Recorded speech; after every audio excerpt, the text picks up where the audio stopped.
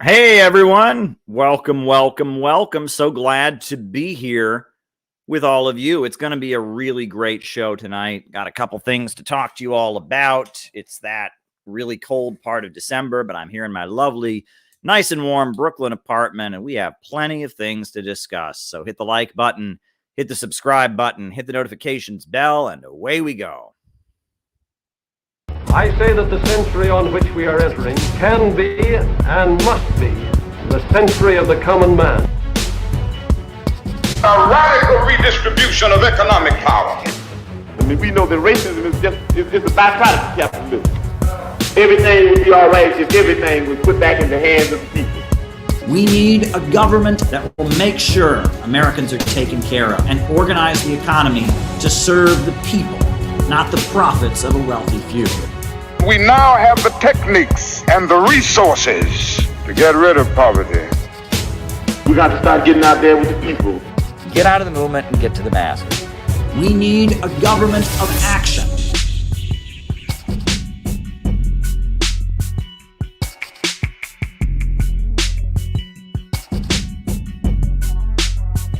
Welcome, everyone. So glad to have you with us. It's going to be a great show tonight. Shout out to The Critical Hour. That's a Sputnik radio show I frequently appear on with the great Garland Nixon and Dr. Wilmer Leon. It's really, really, really awesome. So, go check that out. Go listen to that radio show. And I'm glad that Minor Threat had a chance to go watch it. Garland Nixon's awesome. Dr. Wilmer Leon is awesome.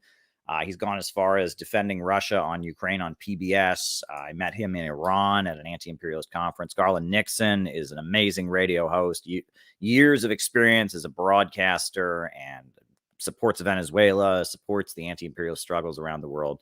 Glad you liked it, Minor Threat. Glad you liked it. Stop threatening coal miners, though. They didn't do anything to you, minor threats. I'm not for threats against miners. I'm not for trucker threats. I'm not for bus driver threats. No threats of any kind. We don't believe in threats here. So stop threatening miners. But other than that, you're fine. I'm just kidding. All right, everybody, hit the like button, hit the subscribe button, hit the notifications bell. Got a few things to share with all of you. It's going to be fun.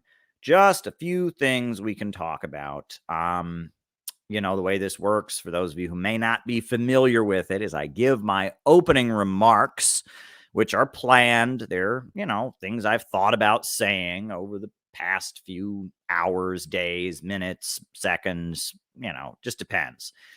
They're things I've been thinking about saying. And then what happens is I say them, and they're my opening remarks. And then after I say my opening remarks, after that, from there, we do the roll call and we find out who it is who's on the other side of the camera. And we find out who's on the other side of the camera, who's watching this. I call out everyone as I see them, names and locations. And that part is really fun and exciting. And then after that, I answer super chat questions for the rest of the night. So if there's something you want me to talk about in the second half of the show, the best thing for you to do is to shoot me a super chat, because that's what'll happen. And I'll write it down as I'm speaking and giving my opening remarks. And then in the second half of the show, I know it was a punk band. I was joking. Humor, people. Humor. It was a joke. Oh, it's one of those nights. But anyway,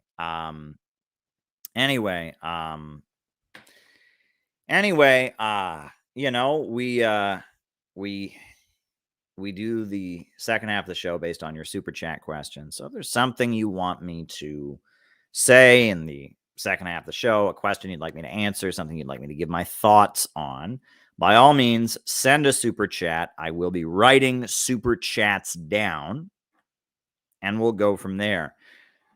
So I guess right now I will get into my opening remarks. I will give my opening remarks while I write the super chats down, and we'll go from there. So hit the like button. Make sure you hit the subscribe button, because they have this weird thing of unsubscribing people and the algorithms and all that. Make sure you hit the subscribe button. Hit the notifications bell so you get notified the next time we do one of these. I know some of you are watching on Facebook. I know some of you are watching on YouTube. That's where the majority of you are watching from. I know some of you are watching on Rockfin. Shout out to the people watching on Rockfin right now. All of you are a beloved part of this audience. Afterwards, this gets uploaded on Rumble. It gets uploaded on Odyssey. So here we go. All right. First thing I want to say, folks, I went to the gym today. Today was a weights day. So, I went to the gym. I started out by doing this exercise where I hold my hands in the air for as long as I possibly can. I just stand there with my hands up in the air as long as I possibly can to build up upper body strength. Then from there, I went to that machine where you pull weights down, and I was pulling weights down, and I was pulling weights down, and I was pulling weights down, 155 pounds, just pulling them down, building up my upper body strength, making my shoulders stronger and my arms stronger. And oh, my back woke up. It was amazing. I started feeling different parts of my back, and it was like, my back just awakened. And then after that, I did get on the elliptical machine, and I started doing it. And oh man, after a while, the sweat just started pouring. And then it was weird. It was like the sweat came on softly. I just started to feel a little sticky, and then 1 minute I was just really sweating. Sweat was just pouring down my face. It felt so good. Got me out of that winter cold weather haze, I guess you could call it, malaise, whatever you want to call it. Got me out of that, got me going. And as I was on the elliptical machine at the gym, I was looking at the news. They had New York 1 playing. And I was seeing all the airport delays. And I was so thankful that I was nowhere near an airport. I was so thankful because, my God, since the pandemic, air travel in the United States has gotten so much worse. It has gotten so much worse. Air travel in the United States has just completely deteriorated in the past couple of years. So many delays, so much confusion. And I was just so thankful that I wasn't near an airport. And I got to tell you, I mean, being stuck in the airport all night, especially if you've been traveling, right? If you've been traveling and then you finally get on a plane and you're on your way home, and then your plane goes somewhere, and then you find out your connection is delayed by 6 hours. And so instead of getting on another plane and going home, you're instead sitting in the airport all night. It's not fun. It is not a fun experience being stuck in an airport. And so I was just so thankful that I was not stuck in an airport, because I'm looking at all these videos, the crowded airports, all the flights that are delayed. And I was just like, oh my goodness. Thank goodness that didn't happen to me. I was feeling a lot of sympathy for all the people that were stuck in airports. Anyhow, I was feeling deep sympathy for them. And at the same time as I was doing that, I was remembering a time I did get stuck in an airport. And that's actually why I'm wearing this shirt. Years ago, I was stuck in an airport. And it's a really funny story. I was stuck in an airport. I had gone to Cleveland for a funeral, and I flew back to New York City, but I flew back to New York City by way of North Carolina. My plane first went to North Carolina, and then it was supposed to then make its connection and go back to New York City. Well, it was Super Bowl Sunday. I don't know what that has to do with it, but my flight was delayed. And so I couldn't get on a plane. I was supposed to get on a plane, at like 10 at night and be home by like midnight, 1 a.m. Oh no. I had to stay in the airport all night because the flight was delayed. I was very angry about this, and I was wanting them to upgrade me or do something. So there was a whole line of people that were in the line to complain about their air travel, right? And I was wearing this shirt, this is a Mandarin collar. Let me explain, right? So most shirts in the United States, they have that big collar, right? That like folds out. But at the time, I was working with the TV network known as Press TV. And Press TV, they don't like it if you wear a tie, right? Because in Iran, they don't like ties. Ties are like a symbol of the West, Western capitalism. So they would always just have me wear an open shirt, but no tie. And then I found out that in Iran, they wear shirts like this. They wear shirts with Mandarin collars, right? Mandarin, it just means Chinese. That's what it means, right? It's a Mandarin collar, right? I would wear a Mandarin collared shirt. And this is what they wear in Iran. They wear Mandarin collars. So I kind of liked the look. It was unique. And so I started wearing Mandarin collared shirts. And so I was wearing my blue Mandarin collared shirt, and I had a black suit over it. Not black, I'm sorry. I had a gray suit over it, like a gray suit coat, gray pants, a belt, no tie, of course. I'm wearing my Mandarin collar. And I'm in the line, and I get up to the counter with my Mandarin collar, my blue Mandarin collar on.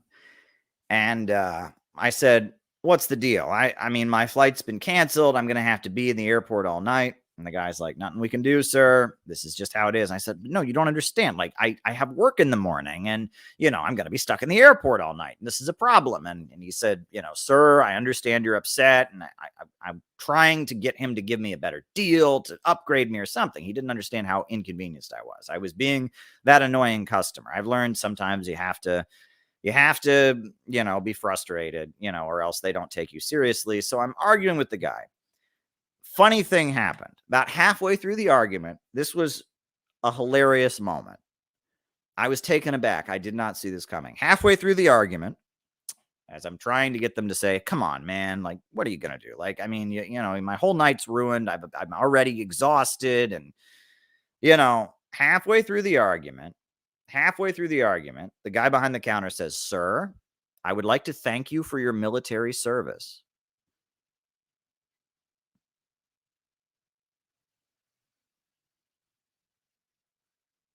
And at that point, I just looked at him like, seriously? And he said, sir, and he continued after the pause when I just looked at him like, what? And he paused and he said, sir, I know you've served our country overseas and you're deeply frustrated by the situation. We're trying to do our best for you. We always give priority to military people, but I'm just telling you. And I looked back at him. At that point, I stopped arguing. He thought because I was wearing this that I was in the army. And at that point, I stopped arguing. I said, all right, there's nothing I can do. So there you go. He thanked me for my military service because I was wearing a gray suit and a Mandarin collar. He said, sir, I thank you for our military service. Thank you for your military service. And at that point, I was just like, is this for real? Is this for real? Like, but I guess, he thought I was an army guy. He thought I was a military person.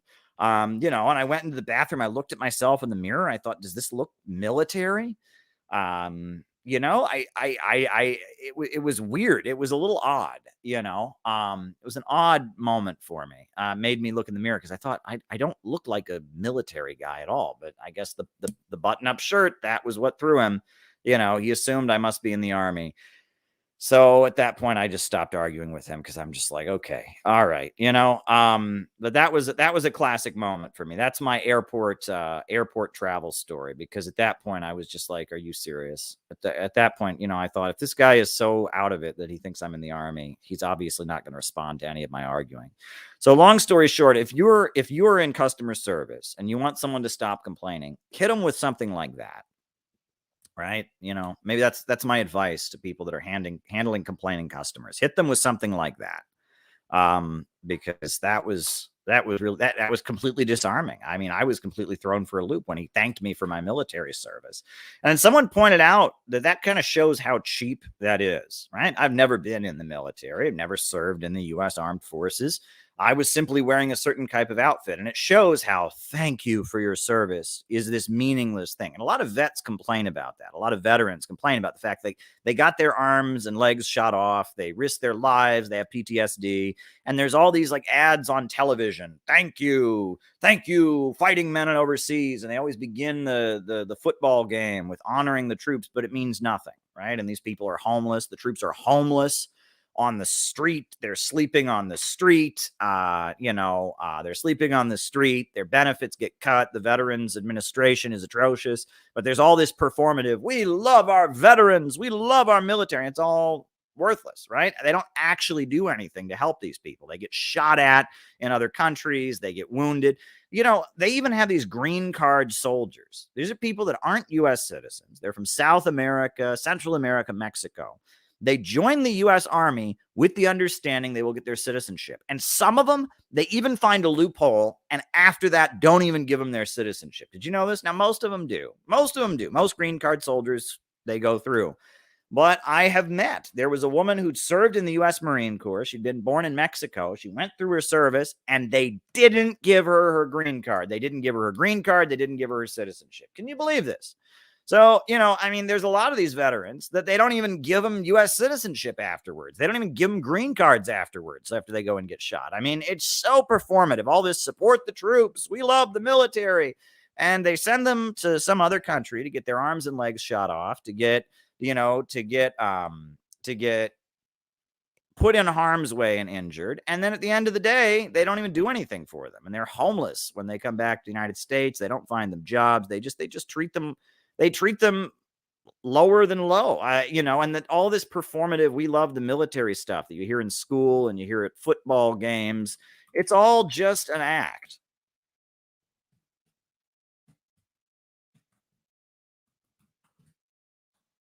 Writing it down, by the way. Good question.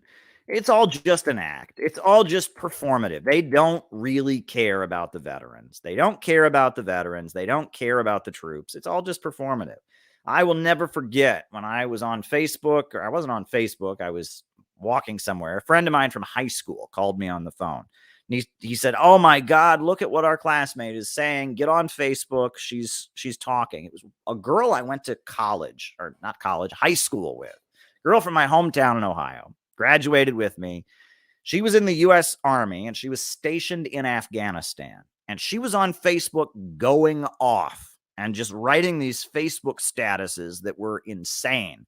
She was like, "I don't want to be here. This is like the worst country in the world. It's falling. There's nothing here. The people don't want me here. I hate it here. Can someone please?" She was writing it was like these messages where she was just blatantly telling about how much she didn't want to be in Afghanistan. And she was just laying it all out there. "I hate this. This is a disgusting country. No one wants me here." She wasn't being very polite to the Afghan people. And, she was obviously, she wasn't being very polite, but she was being very honest about how miserable she was being a U.S. soldier in Afghanistan. And that was telling. It was kind of amusing to watch this person I went to school with just going off about how much she hated being there. And so that was certainly amusing. But I just wanted to tell that little anecdote about when I got thanked for the military service that I never did when I was arguing with the airline about my flight being canceled. Just wanted to share that with people. And I actually, I like Tulsi Gabbard. I don't agree with Tulsi Gabbard on a lot of things, but I think that Tulsi Gabbard is very, very, very important. Congresswoman Tulsi Gabbard is extremely important because she's not just former Congresswoman from Hawaii. She's not just a regular, appearance, guest and talking head on Fox News now. She's not just a Democrat who has quit the Democratic Party. Tulsi Gabbard is also Lieutenant Colonel Tulsi Gabbard. She is U.S. military and she's anti-war. And she exposed the fact that the U.S. government was arming terrorists in Syria.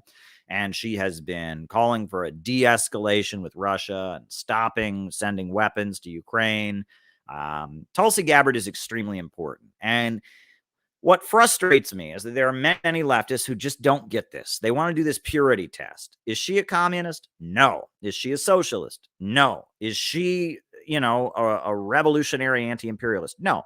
She represents a wing of the U.S. deep state, a wing of U.S. intelligence, the U.S. military, that doesn't agree with the foreign policy strategy being put forward by the U.S.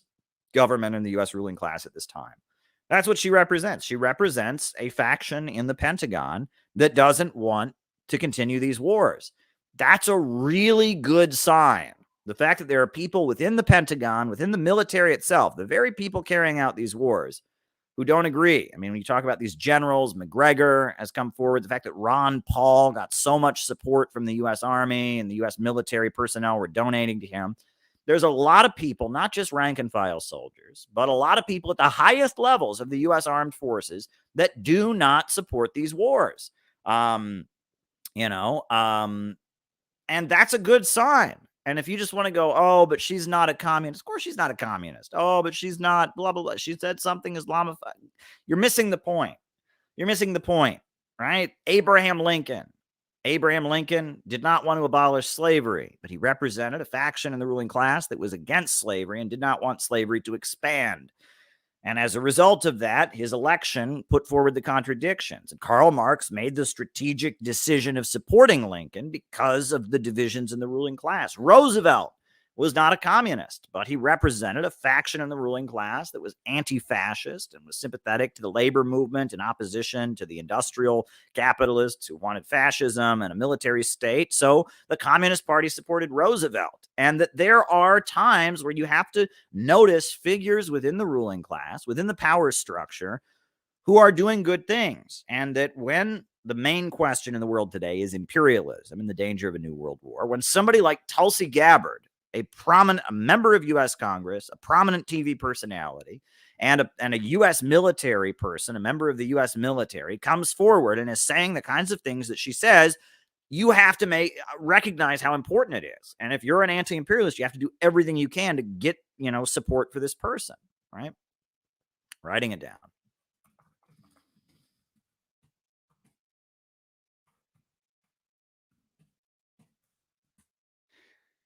Very good question. And keep the super chats rolling in. That's why we're here, to answer your questions. So Tulsi Gabbard is extremely important. Tulsi Gabbard is extremely important. She is probably the most important political voice in the United States right now. She comes out of the Democratic Party. She wants national health care. She did at one point want national health care. She wanted free college for all. She backed Bernie Sanders, even though she made a point of saying she doesn't call herself a socialist. She refused to endorse Hillary Clinton. And now she has quit the Democratic Party. And she's going on Fox News with Tucker Carlson. She is really important. So today, just today, she released a video that I found to be very moving. And I found it to be very moving because I know some of the background about Tulsi Gabbard's family, and I also know some important U.S. history. So we're going to play this video that Tulsi Gabbard released today. We're going to talk about it. We're going to pause it and talk about it. And we're going to use that to talk about our general analysis of building a revolutionary working-class anti-imperialist movement here in the center of the empire. So I'm going to put on Congresswoman Tulsi Gabbard's video from today. We're just going to do that. So here we go. Here we go. Just pulling up the video.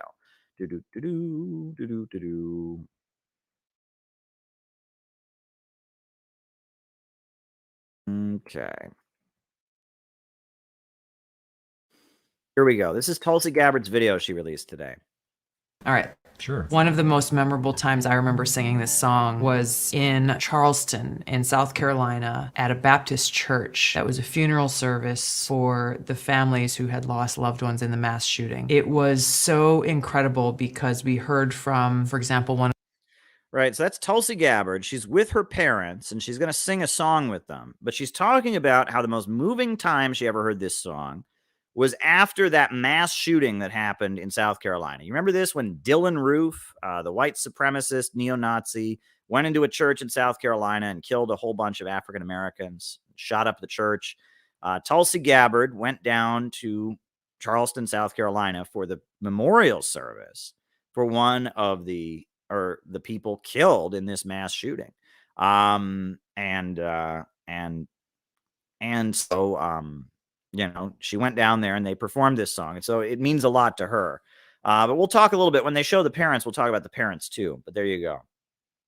Whose child was killed in that mass shooting. In her remarks, she spoke about forgiveness to this guy who had taken her son's life along with others. Even though I haven't been there in that position and I can't imagine how difficult it must have been for her as a mom, but knowing for certain that the only way that one can find that forgiveness is because of God and God's love. It was so powerful to be in that stadium with thousands of people, everyone lifting their voices in Amazing Grace.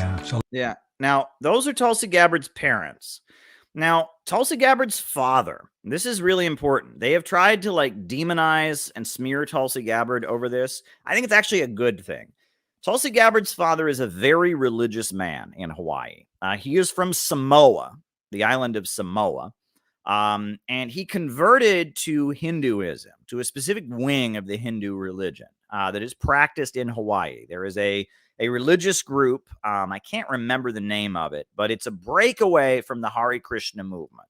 And Tulsi Gabbard has been an active, loyal member of this religious group, and her father is a prominent member of this religious group as well. And they are based in Hawaii. And this group is an illiberal organization.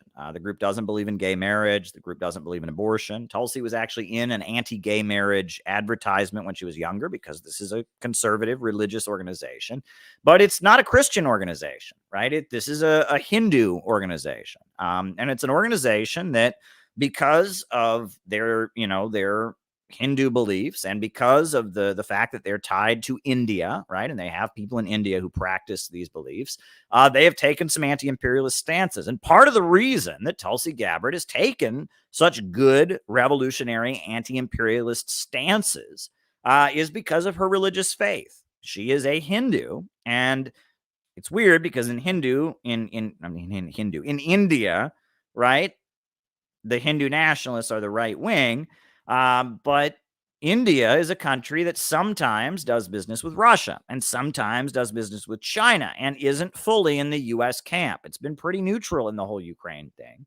It certainly wasn't supporting the USA trying to overthrow the Syrian government. And part of the reason that Tulsi Gabbard, this military person, this TV personality, this member of Congress, former member of Congress, part of the reason that she takes anti-imperialist positions is because of her religious faith.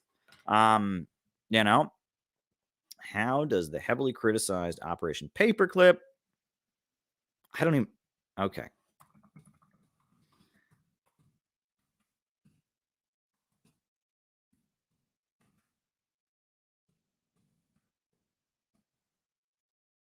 I wrote it down, and thank you for the super chat. And part of her religious faith, part of the reason she's taken these good stances is because of her anti-imperialist, because of her religious background. It's not anti-imperialist, I wouldn't say, but it's because she's tied to religious groups in India.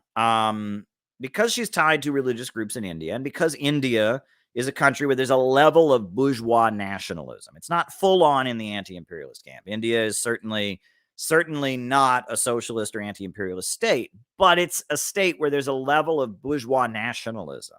And because of that, and because of her ties to India, and because of her relationship and her religious faith and all of that, she has, been more open to anti-imperialism. And her father, I guess I'll put him on the screen again. Her father, right?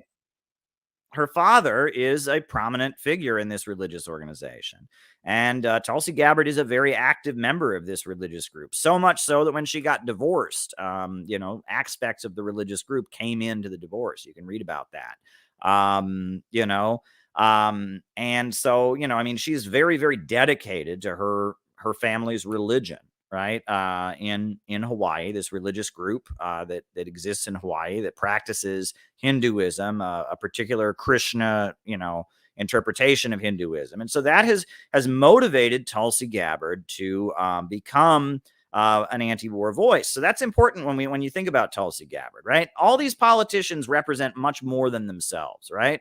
When we talk about George Galloway, an anti-imperialist revolutionary politician from Britain, he represents a lot more than just himself, right? There's a coalition behind him. And whenever you see, a politician like this, they always represent a big tent, right? There are different forces that are backing Tulsi Gabbard, right? There's, I am sympathetic to Tulsi Gabbard, my views, but there's also people that are sympathetic to her that are conservative. There are people that are sympathetic to her like Jimmy Dore and Max Blumenthal. There are people that are sympathetic to her that are pacifists. There are people that are sympathetic to her that are feminists, that have differences around the trans issue. There's a lot of different different people that like Tulsi Gabbard for different reasons. And when you have a politician like this who kind of goes against the prevailing view within the ruling class, a figure that has the potential to be a Bonapartist, because of that, they're going to represent a big tent.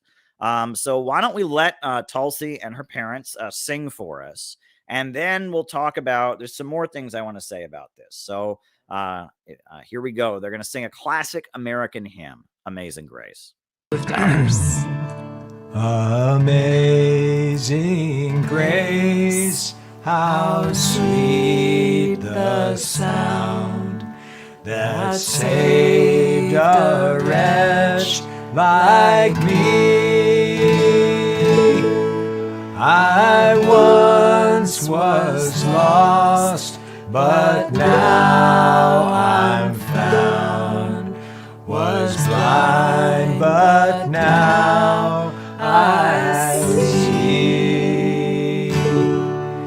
'Twas grace that taught my heart to feel, and grace my fears relieved.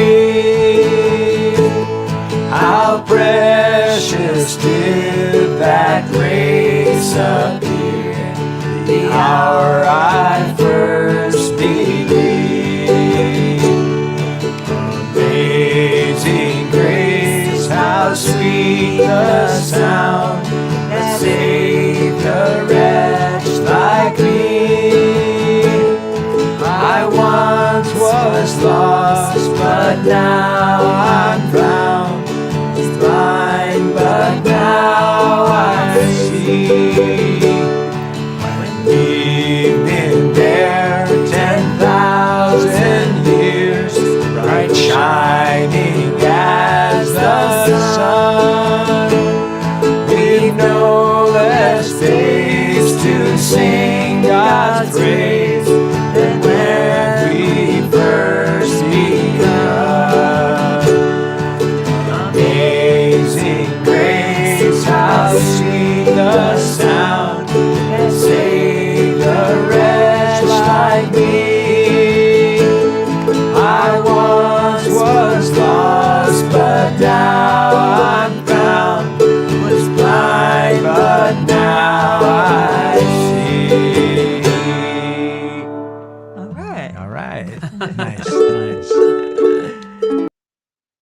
That was great. That was really, really, really great. That was great. And I'm really happy that Tulsi Gabbard, showed, someone said that's a side of Tulsi Gabbard they'd never seen before. Well, I'm glad you saw it. But on top of that, it's more important than that, because I think it's really good that she picked that particular song. I don't know what motivated her to pick the song. Maybe it was just what she said up there about how they sang it at the memorial after this horrendous shooting in South Carolina.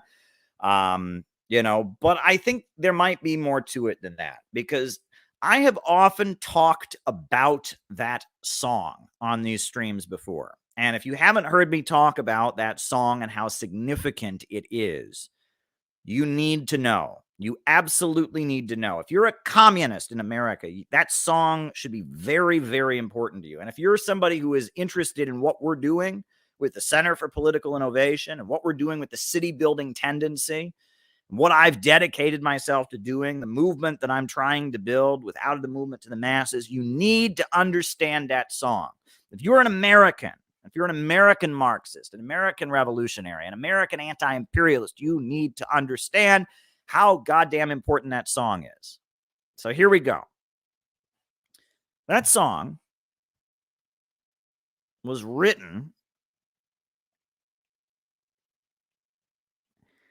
by a slave ship owner. There was a man who was a slave trader. He was involved in the slave trade. And the story goes that he went to Africa and he filled his boat up with a group of Africans to take them back to the United States to sell them. And then, on his way to the United States, a storm came on the ocean. And it was a very big storm, and he feared for his life. And in the moment he was fearing for his life, God spoke to him and told him about how horrendous slavery was. And he promised God that if he could survive the storm, when the storm ended, he would turn the boat around and he would return those folks back to Africa and he would abandon the slave trade. And the story goes, he did survive the storm. And so he did turn that boat around and he took the Africans back to Africa and he came back to the United States and he became an anti-slavery activist. And because of that, because he came back to the United States and became an anti-slavery activist, he wrote this song to popularize it. And this song became one of the main songs of what they call the Second Great Awakening. This is really important. The Second Great Awakening. What was the Second Great Awakening? Well, in the lead up to the American Revolution, as it was becoming clear that the needs of the American economy, the desire of people like Alexander Hamilton to see economic growth, and the desire of other people, and the desire for westward expansion, it became clear that what the people in the 13 colonies wanted was not compatible with what the British Empire wanted. As it became clear that the British Empire was going to be set up around this free trade system, and they didn't want economic development in the 13 colonies, as it became clear that for a variety of different reasons, the colonists wanted economic development, there was a mass movement, a mass religious movement across the United States they called the Great Awakening. And it was pastors going through the United States preaching that the way things were could not stand, and the country needed a great moment of awakening to determine what it really stood for. And it was called the Great Awakening. And it was this outpouring of religious fervor that preceded the American Revolution. It was laying the intellectual foundations for the American Revolution. No one was shooting off any guns. No one was committing any acts of violence. It was a psychological, it was a mass awakening of the consciousness that then laid the basis for the fight ahead. You know, before the American people were going to be ready to fight for their independence from the British, they had to understand, you had to, to rally the people. You had to get the people awakened to understand it. And then with the awakening that was carried out, the spiritual movement that got the population to realize things needed to change, that got them to restore their religious principles, to believe that they could die for something great, they could take great risks and sacrifices. Eventually, a couple decades later, then you had the American Revolution, 1776, etc. Actually, 1775 is when it started, but the Declaration of Independence came in 1776. So, in the 1800s, there was a similar mass movement they called the Second Great Awakening. And that was as it became clear that there were two incompatible economies within the United States. There were two incompatible economies. There was the slave plantation system of the South that was an outpost of the British Empire that supplied the British textile industry with the cheap cotton that they used to supply their textile mills, that didn't believe in economic development, that practiced the horrendous crime against humanity known as slavery in places like Angola, Louisiana. Angola, Louisiana was a death camp. I don't know if people realize this, but in Louisiana, there's a place called Angola. It's not in Africa. It's named after Africa. It's called Angola, Louisiana. And it was the site of a slave plantation that going there was a death sentence. You would die after a year or two of going there. And if slaves were particularly rebellious, they would send them to Angola in Louisiana, and they would be worked to death. You believe this, right? And there is actually today, to this day, there is a horrendous prison facility in Angola, Louisiana, right? It's a horrendous place. And you know, it was a place where they worked slaves to death. And there are like hundreds of thousands, if not millions of slaves who died in Angola. They were worked to death. And it was a death camp, basically. It was an American Auschwitz. You know, and then, you know, after slavery was outlawed, they built a huge prison there, and a prison with horrendous conditions, with prison labor, etc. So, you know, if you look at slavery was genocide in many, many ways. It was a straight up genocidal system. I mean, the body count of the transatlantic slave trade. I mean, we're talking 20 million, 30 million, 50 million. I mean, it's millions and millions of people, millions of people. You know, who died in the transatlantic slave trade. And then on top of that, if you look at the practices in places like Angola, Louisiana, you look at the routine practices, you know, the body count of chattel slavery in the United States is massive. And so you had this horrendous system of slavery in the South that was basically all just set up to feed Wall Street. It was because British bankers in the London Stock Exchange, they wanted cheap cotton for their textile mills. And it was also the stronghold of pro-slavery support in the North was the city I'm living in right now, New York City. New York City was a stronghold of pro-slavery sentiments because Wall Street was where all the insurance companies were based. And the insurance companies would insure those cotton exports and insure the ships that traveled to Britain. And they also would sell stocks into the textile companies in Britain. And so Wall Street and London were the main two financial centers that were pro-slavery, and they propped up a horrendous economic order in the U.S. South that was keeping the region underdeveloped. And it's a lot like what goes on globally now, right? Wall Street and London, they sit at the center of a global empire. And if you go to Africa or you go to the developing world, you go to South America, they prop up all these governments and all these regimes where the people are kept in poverty and economic development is held back, because this is how imperialism works. This is the Atlanticist open international system where they get wealthy by keeping the world poor. And the reason that the U.S. maintained slavery in the South was because a lot of Wall Street bankers and a lot of London bankers were making profits from it. And it hurt not just the black people that were being genocided and kept in slave conditions. It also hurt the working people of the South, the working people of the South that were white. I mean, the free working people, the white people, I should say, of the South. You know, the enslaved persons were being genocided and murdered. And then the white workers of the South, they got paid some of the lowest wages you can imagine. Why? Because they're competing with people who are working for free. They're slaves.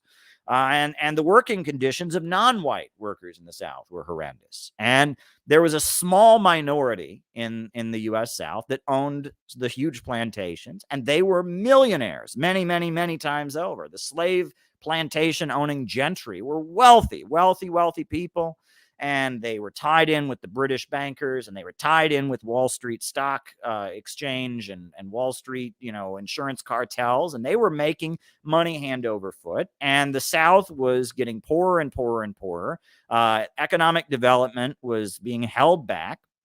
And the slave plantation owners and the Wall Street bankers were not satisfied with just having the U.S. South. That wasn't enough.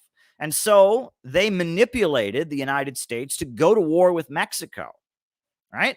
And they launched the Mexican-American War, and they seized Mexico. They seized Texas and California from Mexico, and they made Texas a slave state. And the slave owners were trying to expand their slave system. As the USA was expanding westward, they wanted all the new states that came in to be slave states. And Ulysses S. Grant and Abraham Lincoln both said that the Mexican-American War, in which Mexico was seized, which a whole bunch of Mexican territory was seized from Mexico, in which Texas and California were seized from Mexico. This was one of the most unjust wars ever fought. It was not necessary. Thousands of Americans died just so the Wall Street bankers could expand the slave system, just so these slave plantation owners could have some new territory and make some new profits from exploiting the labor of African people for free. I mean, it was a horrendous war. And Ulysses S. Grant, who was a general, eventually became a president of the United States. He fought in it. And read his autobiography. He talks about how horrendous the Mexican-American War was. And Abraham Lincoln said it was a horrendous war. And the people in the country, I believe it was, one of the great intellectuals, Henry David Thoreau, he refused to pay his taxes in protest of the Mexican-American War. Ralph Waldo Emerson was a big opponent of the Mexican-American War. And with the Mexican-American War, with thousands of Americans being sent to die just to get more territory for the slave owners, with all of the economic development being held back, with the slave owners having like a veto over anything, the country in the United States could not continue to go the way it was going. The slave owners and their backward, genocidal, barbaric system was holding the whole country back. And it was good for Wall Street, and it was good for London, and it was good for the slave owners, but it was bad for everyone else. It was bad for the slaves, most especially. It was bad for the white workers. It was bad for the northern industrial capitalists. It was bad for the small farmers and the free soilers. It was bad for everybody, and it couldn't continue. And if the United States was going to have a strong economy, slavery could not continue. But the slaveholders had a grip. They had control over the government. With the Electoral College, their votes were inflated. They had the Supreme Court, and they started doing really insane things. Like they had what they called the Fugitive Slave Law, which was a law that said if a slave got in the South ran away to a non-slave state, then that non-slave state had to arrest the slave and send him back. Well, a lot of northern states said, wait a second. No, if you're doing that slavery thing in the South, that's your business. But you're going to make us arrest Black people and send them back? And no, we're not doing that. And there was a practice called nullification, where these northern states said, no, we're not going to cooperate with you. We're not going to, we're not going to help you grab free slaves and send them back. We're not doing that. And there was a whole problem. The Supreme Court had their infamous Dred Scott ruling, where there was a slave who said, look, I'm not in a slave state anymore. Slavery's illegal in the state I'm in, so I have my right to freedom. And the U.S. Supreme Court, which was under the grip of the slaveholders, said, no, you don't. No, you don't. Once a slave, always a slave. It was unbelievable. These slaveholders and these Wall Street bankers and these London stock exchange monopolists, they had so much power that the only way they could be defeated was with a mass movement. And it was a class collaborationist united front. It was not simply a proletarian movement. The labor unions were against slavery. And so were the free soilers. There were a lot of small farmers, and they were from the north, and they weren't rich enough to have big slave plantations, but they just wanted to start their own farm, right? And they didn't believe in slavery, and they were called free soilers. And Kansas and Iowa and Missouri and many different states, like in the Midwest, Illinois, places like that, were full of what they called free soilers, which were farmers, usually very religious farmers, who were Protestant, didn't believe in drinking alcohol, and also didn't believe in slavery. And then on top of that, you had the northern industrial capitalists, right? You had the railroad companies. They didn't want slavery. They wanted modern railroads. You had industrialists who wanted to advance the U.S. economy. You had Henry Charles Carey, who was an American economist. Karl Marx said that Henry Charles Carey was the only American economist of any value. And Henry Charles Carey, he wrote a pamphlet called The Harmony of Interest, and you can read it, where he described how there are two economic systems in the world. There's the English system, which is about keeping the world poor so that bankers can stay rich, and impoverishing the world. He said it's about exploiting the Hindu and reducing the rest of humanity to his level. And then he said there's the American system, which is about raising up the living conditions of mankind. I mean, you read Henry Charles Carey and his economic pamphlet about the roots of slavery, how it's rooted in this British open international system. He's describing the roots of what Lenin eventually called imperialism, the highest stage of capitalism, which is this economic setup where bankers are the dominant form of economy, where profit is made by being the middleman in trade, where industrial capital is subordinated to bank capital, and economic development and is held back so that wealth can all just flow into one great city. This is the Atlanticist pathology, the Atlanticist system, right?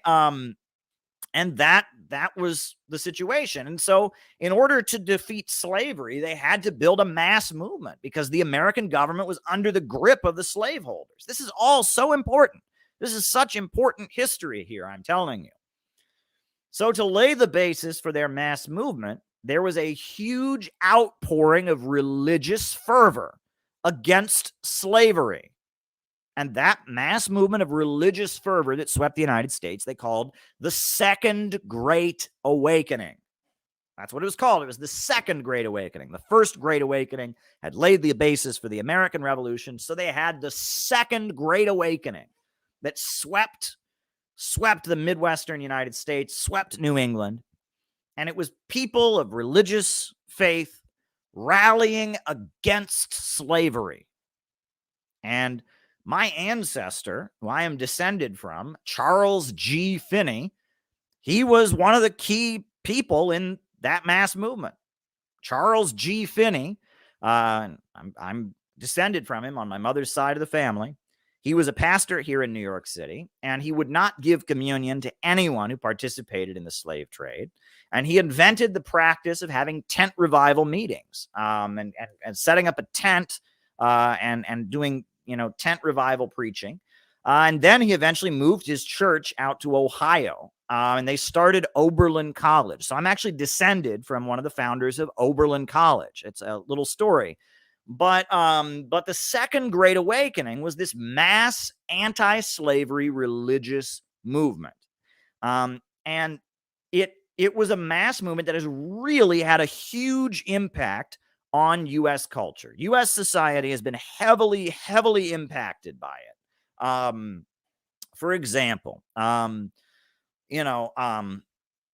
there's a song, right, that we've all heard, right? It's one of the most popular like military songs in the United States. Da-dun, da-dun, da-dun, da-dun, da-dun, da-dun, da-dun, da-dun, da-dun, da-dun, da-dun, da-dun, da-dun, da-dun. It's the battle hymn of the Republic, right? It's like a march that you hear in the United States. Glory, glory, hallelujah. Well, that started out that the way they would begin Second Great Awakening tent revival church services, they wouldn't be having church inside of a church. They'd have it out in like the middle of a field. They'd have it in a place where there were a lot of people, and they'd try to get them to come under the tent. Random people come to the tent, and they would begin the tent revival meetings by singing, "Hey brother, will you meet us? Hey brother, will you meet us?" It was a song basically challenging the people that were passing by. Will you go to heaven when you die? Hey brother, will you meet us? Right? And they would sing the song, "Hey brother, will you meet us?" Right? And the idea was, make sure you're going to go to heaven, come into the tent.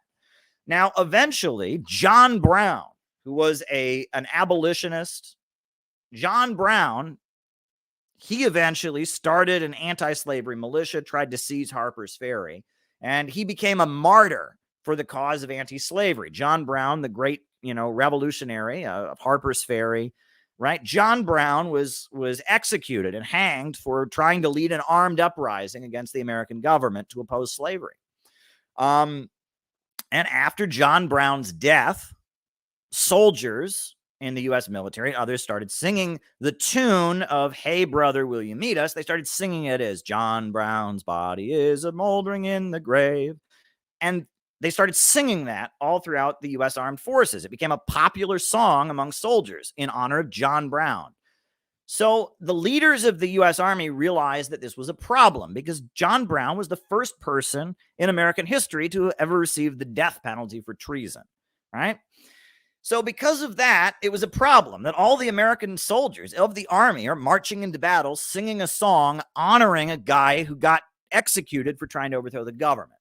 So they went to some famous composer, I forget who, and they said, "Can you rewrite this song so it's not about John Brown anymore?" And so the battle hymn of the Republic was written to replace John Brown's body.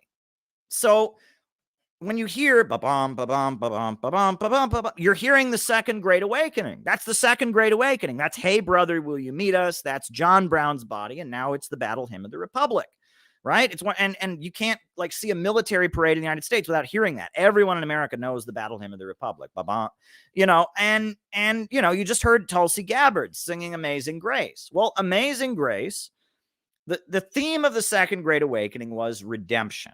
The idea was forgiveness. The idea that you've done something wrong, but you can change. You're not cursed by your evil ways, but you must repent. You must repent from your evil ways. And just like that slave trader guy turned the ship around, America can turn the ship around. That was the idea, that this slavery stuff in America is evil. It's the work of the devil. And it's the English, the Atlanticist British Empire open international system. It's hurting our economy. It's hurting our country. It's hurting the black people. It's hurting the workers. It's hurting the small farmers. It's hurting the industrial economy. It's hurting everybody. And it's time to turn around. And it's not going to be easy. That's true. It's also Solidarity Forever, right? Solidarity Forever. The labor hymn is from that as well. And I can touch on that briefly. I'll put that in the notes, right? You know, and it's from that as well. But the whole point was that we're doing something evil in America. We have an evil system of chattel slavery, but we can turn it around. And it's not going to be easy to turn the ship around, right? It's going to be a big fight ahead. These slave owners, they have all the power. They've got all the money. They got the British Empire on their side. They got Wall Street on their side. They're powerful, but we are going to build a mass movement of passion and religious fervor, and we're going to defeat the slave owners. That's the idea, right? Is that, you know, we are going to change. We're going to turn the ship around. We're going to repent from this evil thing called slavery that is as a curse hanging over U.S. society. We're going to repudiate it. And that was a big point of the Second Great Awakening. That was the point. You know, it was the idea was that we will repent. We will repent from our evil ways. We will repent from our evil ways. And we will turn the ship around, and we will start being a force for good in the world. And if you listen to the Lincoln Douglas debates, go listen to the Lincoln Douglas debates. In fact, you know, just to give you the context, right? After you had the Second Great Awakening and this mass movement that swept the United States, you eventually got John Brown and his heroic raid on Harper's Ferry. You eventually got Harriet Tubman, you know, leading the Underground Railroad. You had Nat Turner and the slave revolt of Southampton, Virginia, Nat Turner's heroic slave revolt. And then finally, after years of building up this mass movement to oppose slavery, you got a Bonapartist named Abraham Lincoln. Abraham Lincoln was not opposed to slavery. He personally was opposed to slavery, but he didn't want to abolish it. He said he didn't want to abolish slavery. He just wanted to stop it from expanding. And the ruling class, they couldn't handle that. The slave owners were so threatened by Abraham Lincoln emerging that eventually you got the Civil War. But Abraham Lincoln, in order to defeat the power of the slaveholders, there wasn't enough strength. The industrial capitalists that wanted to defeat the slaveholders weren't strong enough on their own. So he had to build a mass movement. And Abraham Lincoln was a populist. He was not from the developed parts of the United States. He wasn't from Washington, D.C. He wasn't from New York. He wasn't from Boston. He was from Illinois. And at that point, Illinois was unsettled territory. Illinois was the Wild West back in these days, right? Illinois was considered to be unsettled territory. And I'm going to play for you. This is a clip from a movie, right? This is a clip from a movie. I'm going to show it to you. Because you need to see this. This is how Lincoln talked when he was, you know, when he was first let me find the clip here. Okay, I'm gonna play a clip for you to show you how Lincoln talked when he was on his campaign trail, right?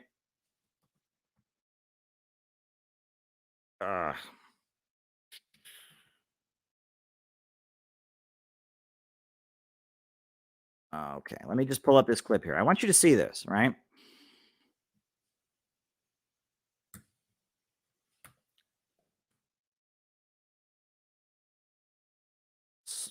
Trying to find this video.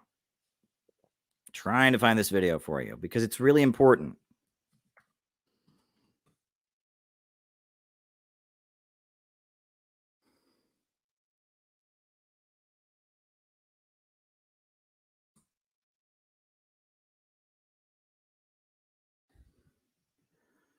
Trying to find this clip for you. Hold on. Hold on.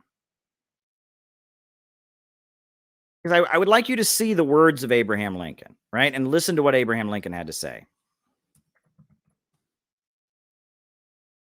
I've put it on this channel before.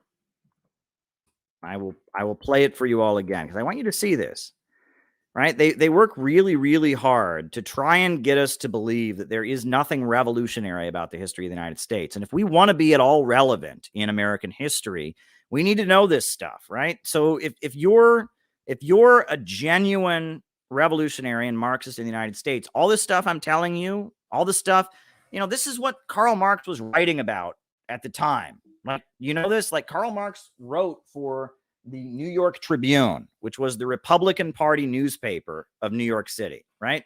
I have here in my hand, these are Karl Marx's articles for the Republican Party newspaper, where he speaks glowingly of Abraham Lincoln. He describes the class forces that were opposing slavery and the class forces that were supporting it. And you just read what Karl Marx wrote. Karl Marx was an active Republican. He wrote for the New York Tribune, right? He was their London correspondent.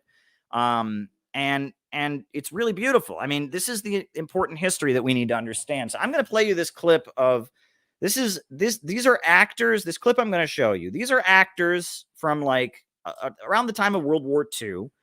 There was a movie made called Lincoln in Illinois. And it's about Abraham Lincoln's rise to prominence in the state of Illinois. And they used the actual words. These are Lincoln's actual words. These are not fictionalized. These are the actual words of Abraham Lincoln from his debate with Douglas. Douglas was a big supporter of slavery who debated against Abraham Lincoln. And they had these very famous debates called the Lincoln-Douglas debates. And I'm going to play you. These are Lincoln's actual words. These are, I don't know how he sounded. There was no video or audio recording from that time. But these are the actual words of the debate that were transcribed. And this is actors portraying that debate that happened. I'm going to show it to you.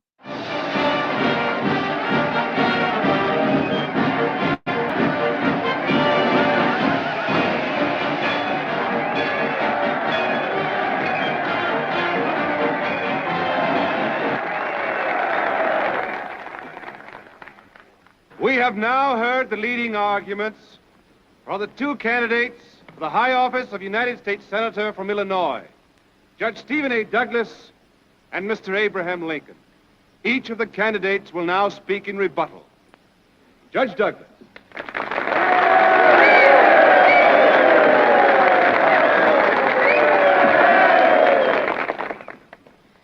My fellow citizens, my good friend Mr. Lincoln has addressed you with his usual artless sincerity, his pure, homely charm, his perennial native humors.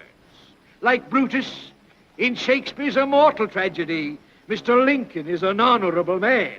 But also like Brutus, he is an adept at the art of inserting daggers between an opponent's ribs just when said opponent least expects it. Behold me, ladies and gentlemen. I am covered with scars.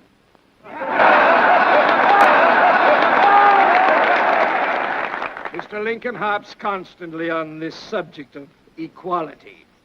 He repeats over and over the argument used by Lovejoy and other abolitionists, to wit, that the Declaration of Independence, having declared all men free and equal by divine law, thus Negro equality, is an inalienable right.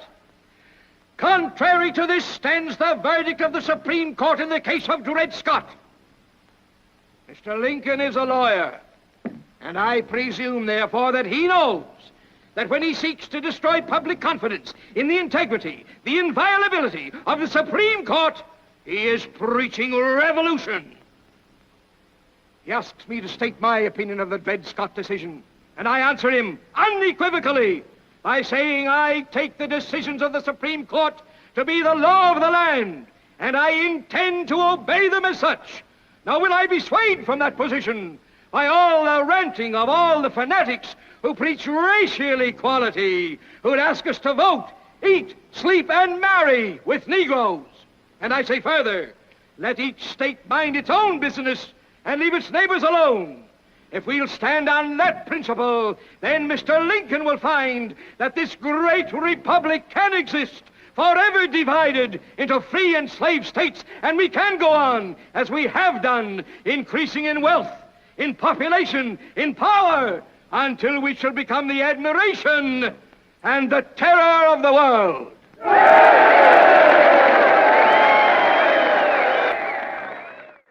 Mr. Abraham Lincoln.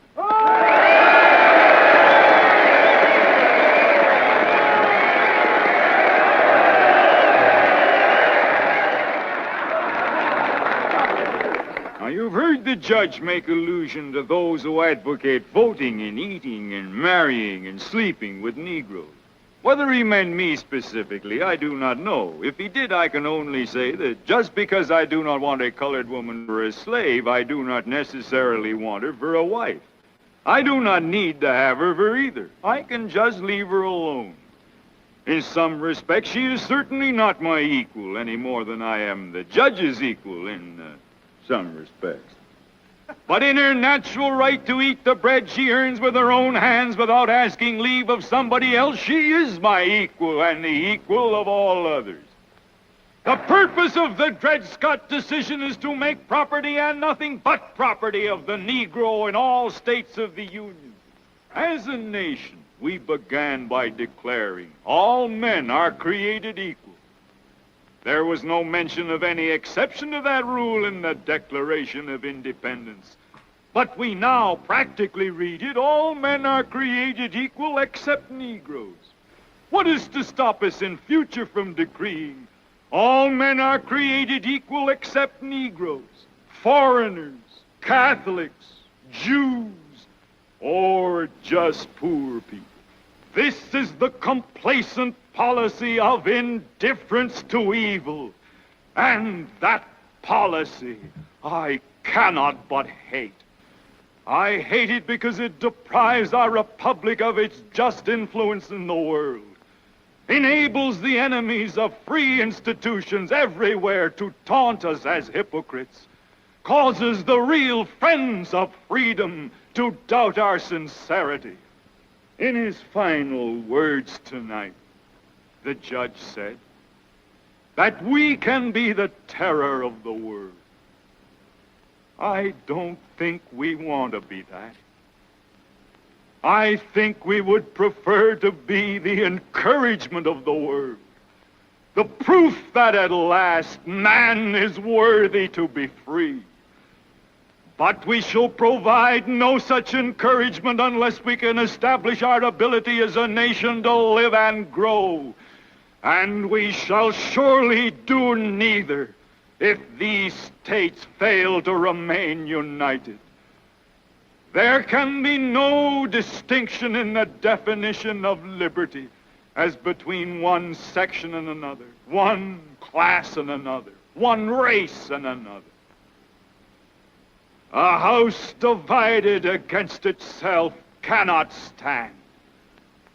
This government cannot endure permanently, half slave and half free.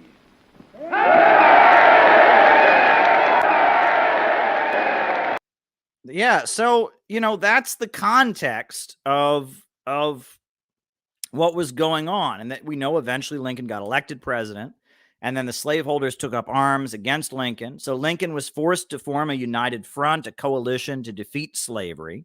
And that coalition involved Marxists, it involved abolitionists, it involved Harriet Tubman being the first woman in U.S. history to lead soldiers into battle. It involved, it was a great moment in our history. The Civil War was what was really the second American Revolution.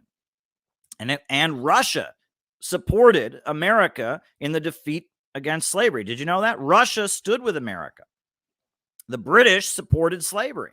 And they were threatening to send their military, the USA, the U.S. military, they blockaded the South so that no exports could go into the South. The British couldn't send any weapons. They created a naval blockade of all the southern ports. And the British, they wanted their cheap cotton. So because of that, the British were threatening to get their navy together and break the blockade of the South. So as a gesture of support for Abraham Lincoln, Russia sent their navy to the New York City harbor. And a whole big Russian military fleet came to New York City. And that was sending a message to the British Empire that if you intervene, if you try to break that blockade, you're not just going to go to war with America. You're going to go to war. You are going to go to war with Russia. And because the British didn't want to risk going to war with a great power like Russia, Russia was a well-known naval power in those days.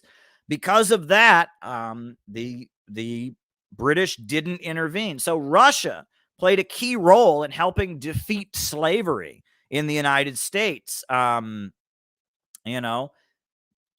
He played a key role in doing that. And this all gets forgotten. This is all really, really important, right? If you're an American Marxist, an American revolutionary, you need to understand this, and that the defeat of slavery happened because Marxists and other revolutionary forces built an alliance, because the ruling class of the United States was divided, because there was a mass movement called the Second Great Awakening that awakened the consciousness of the people so that they would get involved in politics and join Lincoln's coalition to defeat the slaveholders. It was a really, really, really important moment. It was key, and it was betrayed. After the U.S. Civil War, there was Reconstruction, where they were redistributing land in the South and building public schools. And then there was a compromise made. The Republican Party made a compromise with the Democrats. They pulled the troops out of the South. And it was an epic betrayal. And Jim Crow came into existence after the troops were pulled out of the South. So, it was betrayed. A lot of Marxists will use the slogan, "Finish the Civil War," meaning that the Civil War never really got finished because we still have racism and the oppression of black people in America. So that was a slogan, "Finish the Civil War," that was used by communists during the Civil Rights Movement. They said, "Finish the Civil War, black liberation through socialist revolution." Right? That was a slogan that they used to use. I think it was the Spartacist League, the Trotskyites. They used to chant, "Finish the Civil War with socialist revolution. Finish the Civil War with socialist revolution." Because the Civil War was betrayed. They never ultimately finished it. They didn't take the land of the slave owners, the slave-owning corporations, the big banks that were profiting from slavery, like J.P. Morgan and others. They were never expropriated. In a lot of ways, even though slavery was abolished, the U.S. Civil War was never completed. And that really the only way we can finish the American Civil War is with a socialist revolution, is with overthrowing capitalism. Only with the American working class seizing control of the banks, factories, and industries and reorganizing the economy to serve the people. The only way that could ever happen is that's the only real way that the goal of the Civil War, of creating a country where you have equality, you don't have racism, where you don't have exploitation, where, the opportunity is presented to all and living standards are going up. The only real way you could finish and carry out the goals of the Second American Revolution, would be to abolish capitalism. So in a way, what we're doing right now is we're trying to finish the Civil War. And you could argue the Civil War was, in a way, just trying to finish the American Revolution. That the American Revolution, it claimed it was for all men being created equal. It claimed to be for economic development, like Alexander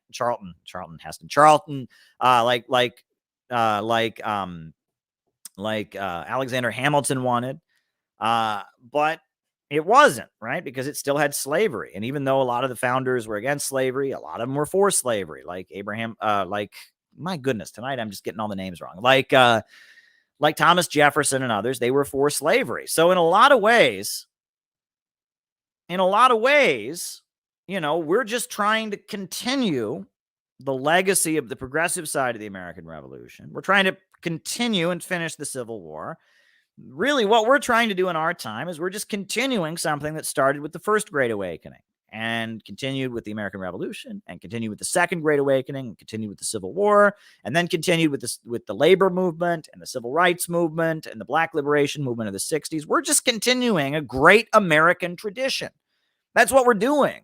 That's what we're doing. We are continuing a great American tradition of battling against the British Empire and against imperialism and against this system that says people have no value except as a financial calculation for bankers and monopolists. We are fighting for the dignity of mankind. We are fighting for human creativity and progress. We're fighting for a society where the exploitation of man by man is ended. And we're fighting for a society where human beings are raised up to be geniuses and taught science and mathematics, where the greatness of human potential can be carried out and the irrationality of profits in command can be abolished. We are fighting to continue. We are fighting to continue the Civil War, to continue the American Revolution. And just like before the American Revolution, there was a Great Awakening. And just like before the Second American Revolution, the Civil War, there was a Second Great Awakening. I believe that right now we are in the process of carrying out a Third Great Awakening. That's what we're doing right now. A Third Great Awakening, a great socialist awakening. That is the mission of the Center for Political Innovation. We're not going to be leading the revolution. We're not going to be on the barricades. But there are divisions right now in the ruling class. There are some capitalists who want to get along with Russia and China. There are some capitalists who just want to increase living standards. But there is a satanic group of monopolists and imperialists and big bankers that are committed to maintaining this dying imperialist system. They want to hold back economic development. Bill Gates, Jeff Bezos, and the Silicon Valley fascists, the Rockefellers, the Morgans. There is a satanic group of people that have seized control of power in Washington, D.C., that are tied in with the British bankers and the British financial system, and they are trying to maintain this dying open international system. And they want to go into an all-out war with Russia and an all-out war with China in order to preserve their system, because they're in a prolonged crisis of overproduction. They've gotten so good at technology and advancing things, they don't have a place for us at the global assembly line anymore. And as a result, the tendency of the rate of profit is going down. There's a crisis of overproduction. Their system has come to a grinding halt.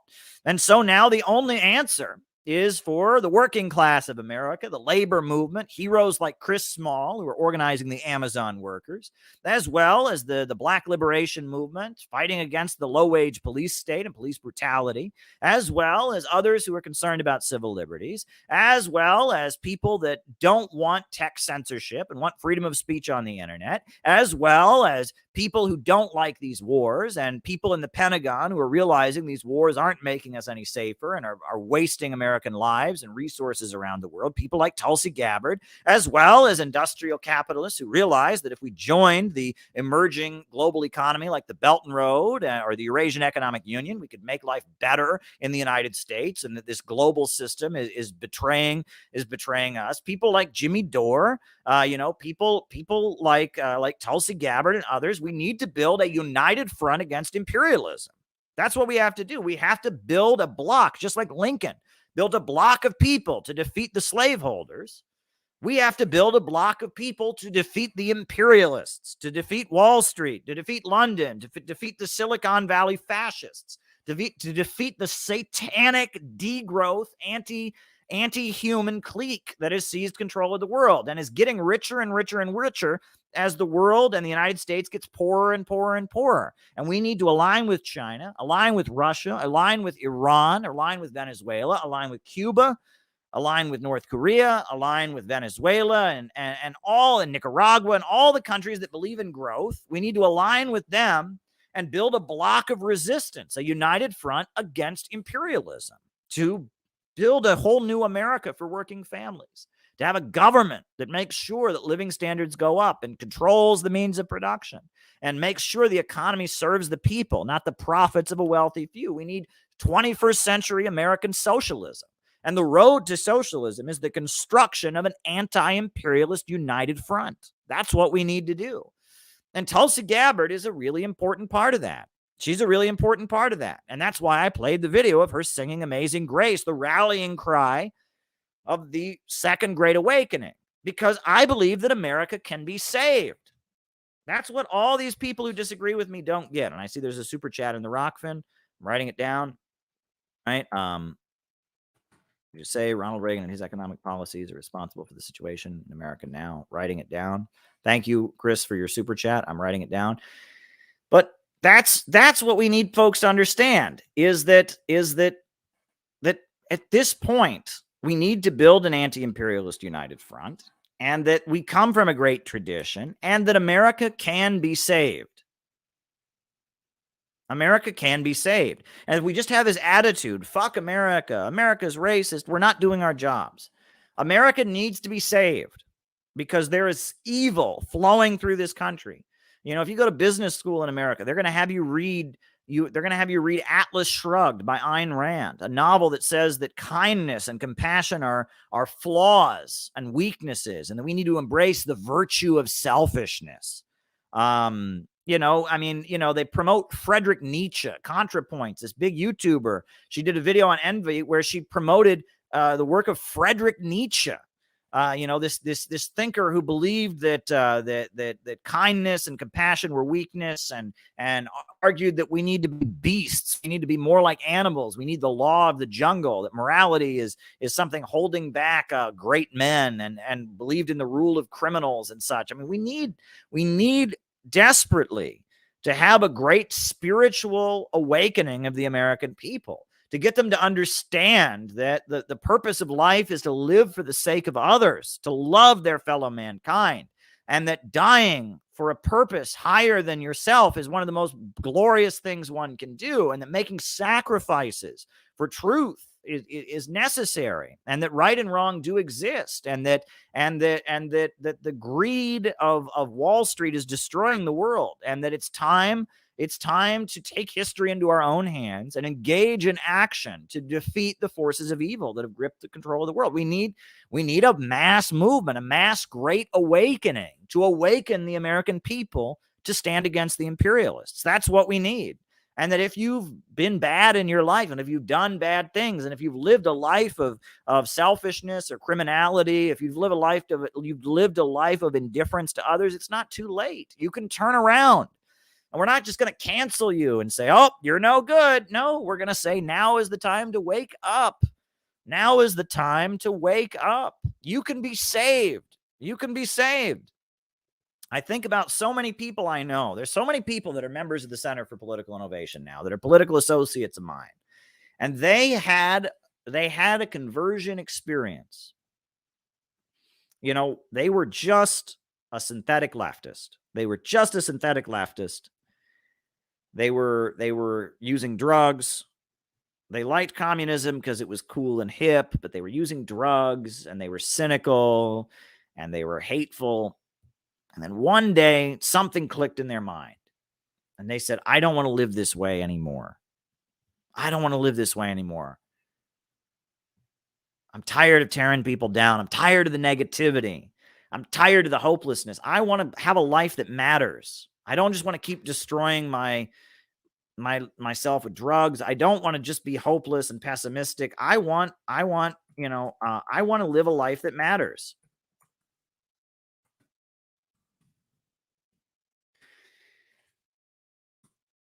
I want to live a life that matters. And they've said that. And then part of them has just, after knowing that I existed, after hearing that I'm no good, suddenly they said, you know what? I want to join the Center for Political Innovation. There's a number of people that have that story, that after a while, after a whole long time of living a life that was dark and practicing a leftist politics that was sinister and pessimistic, they changed. They changed. They changed. And that's really beautiful. And you can change too. And if our message to people is, oh, you didn't agree with us, you're no good, people are never going to change. That our message has to be to people that we'll accept you if you change. We'll accept you if you change.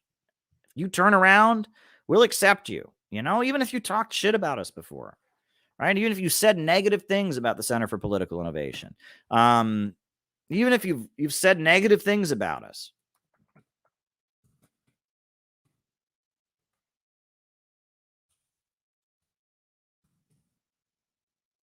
even if you've said negative things about us, even if you've repeated the lies against us, doesn't matter. We have to be ready to accept you. We have to be able to tell you that just like that slave owner who turned his ship around, you can turn around too. We don't expect you to just out of the blue come to the same conclusions that we came to, but you can make a change in your life. You can turn your life around. You can do it. And that's what we're saying. You can make a change. And so, you know, we need a new great awakening to change the course that U.S. society is on. That's the message. And so that's why Tulsi Gabbard's song is so important. I'm going to play Tulsi Gabbard's song for you all one more time, and then we'll do the roll call, and I'll start answering super chat questions. But I just wanted you all to understand why her playing that song is important. It's very important that she played that song. So we'll skip her little introduction. Sure. We'll skip her introduction, and we'll just hear the song one more time, because I want you to hear it with new ears now that you know what it means, because it's really important. People, everyone. Let's lift others. Amazing grace, how sweet the sound that saved a wretch like me. I once was lost, but now I'm found. Was blind, but now I see. 'Twas grace that taught my heart to fear, and grace my fears relieved. How precious did that grace appear the hour I first believed. Amazing grace, how sweet the sound that saved a wretch like me. I once was lost, but now I'm found. Was blind, but now I see. We've been there 10,000 years, bright shining as the sun. We've no less days to sing God's praise than when we first begun. Amazing grace, how sweet the sound that saved a wretch like me. I once was lost, but now I'm found. Was blind, but now I see. All right. All right. So I just wanted to share that with all of you. So names and locations. I'll call you out as I see you, and then we'll start answering super chat questions. So names and locations. Who is with us tonight? Names and locations. Who's with us? Who's with us tonight? Names and locations. Got Donnie Lopez from Pueblo, Colorado. Welcome. Glad to have you here.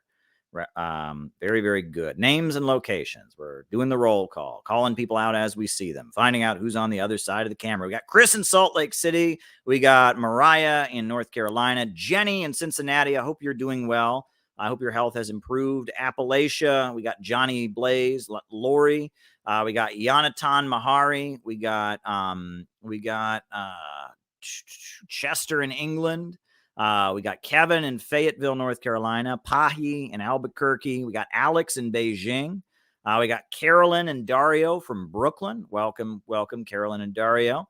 Lori is back in Oklahoma City. We got JT24 in Mississippi, Heidi in Edinburgh, Scotland.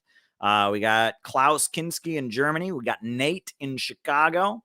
Right, we got Kentucky, Edward Allen, St. David's, Bermuda, Bob Troy in New York. Welcome. We got Jamie in St. Paul. We got Timoshenko in St. Louis. We got Jay Rosales in San Diego. Bob Troy in New York. Very, very good. We got Spotsylvania. Jack, not sure what that means. I know where Pennsylvania is. That's probably some kind of play on there. Do they have a lot of spots there? Is that the idea? Or there you go. Names and locations were, Contra Costa, California. Very good. Very, very, very good. Glad to have you with us. We got Kieran from San Diego. Very, very, very, very good. All right. Names and locations. We'll continue calling people out as you see. We got Cleveland Pirate Alex is with us. Welcome, welcome, welcome. Welcome, welcome, welcome. Always good to have you. Always good to have you. Alan Ray is from South Korea. Glad you put a comma in there because Korea is one. All right. Rice from Adelaide, Australia is with us. Very good. We got Briggy from Pennsylvania. David from Hamilton, Ontario. Phil from in New York, off of toxic Twitter. Good. Yeah, Twitter is toxic. It absolutely is. We got near Arlington, Jack. Deep state troll attack. Yeah, whatever. Ignore it. Life goes on. Life goes on. Life goes on, folks. Don't feed the trolls. Just let them do it. If we are not, look, let me just say one thing, Tristan in Maryland, right? You know how one way that you can tell that I'm obviously doing what needs to be done is the fact that I'm so viciously attacked. Because in a society as evil as ours is, if you're not being persecuted, you are not living a moral life. Right? I mean, we are living in the center of the most evil empire that has ever existed. This is the society that invaded Iraq and killed millions of people. This is the society that is locking up people and destroying their lives. This is the society where there was an economic incentive to create a crisis of opioid addiction. This is a society where they promote the satanic writings of Ayn Rand and Friedrich Nietzsche and encourage people not to believe in kindness and compassion and encourage them to think like serial killers. We live in a satanic evil society, a society where they're encouraging suicide.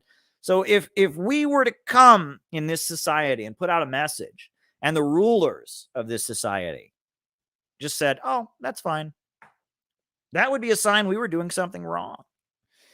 That's not the response of the leaders of our society. Instead, they have rigged social media against us. They have rigged social media. They've created people with, how many YouTube subscribers do I have? I've got 23,000, 24,000.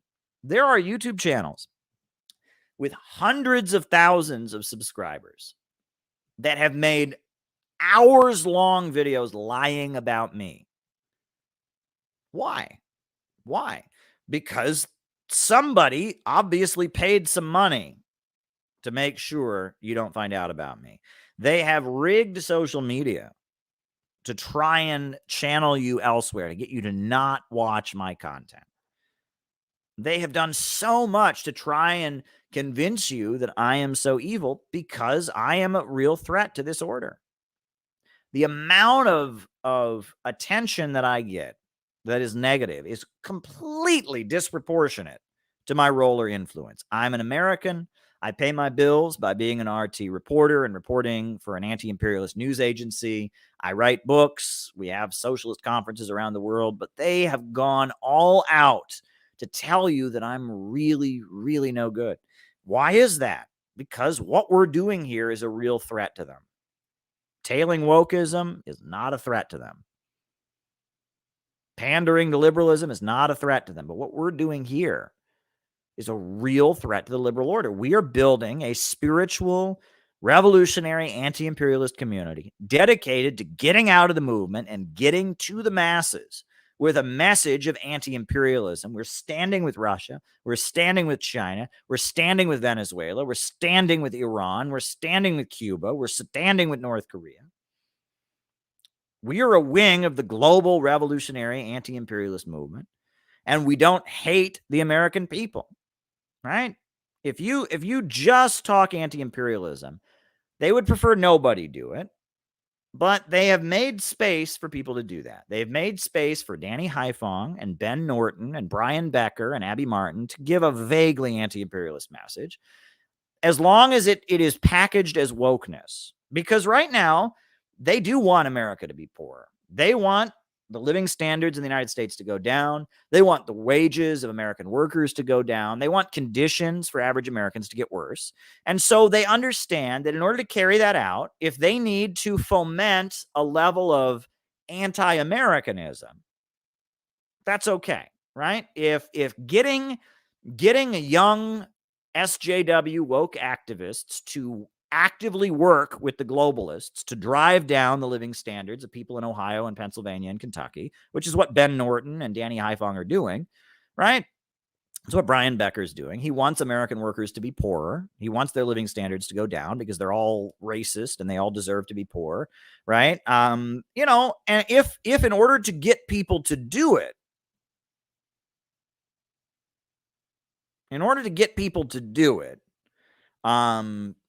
they have to allow some language about the negative role of the United States around the world to slip in. They're okay with that. But if you start talking about how China and Russia are the friends of American workers, you start talking about how Nicaragua and Cuba are the friends of American workers, if you start talking about how the Wall Street monopolists and the big oil companies and the big bankers that run the United States are the enemies of American workers. And if you start talking about how to truly love America, you have to oppose the imperialists. And if you start talking about Christianity and how if you really follow the Bible, you have to be a socialist and an anti-imperialist and fight for the working class, you start talking that way, they want you dead. They want you dead. They don't just want you silenced, they want you dead.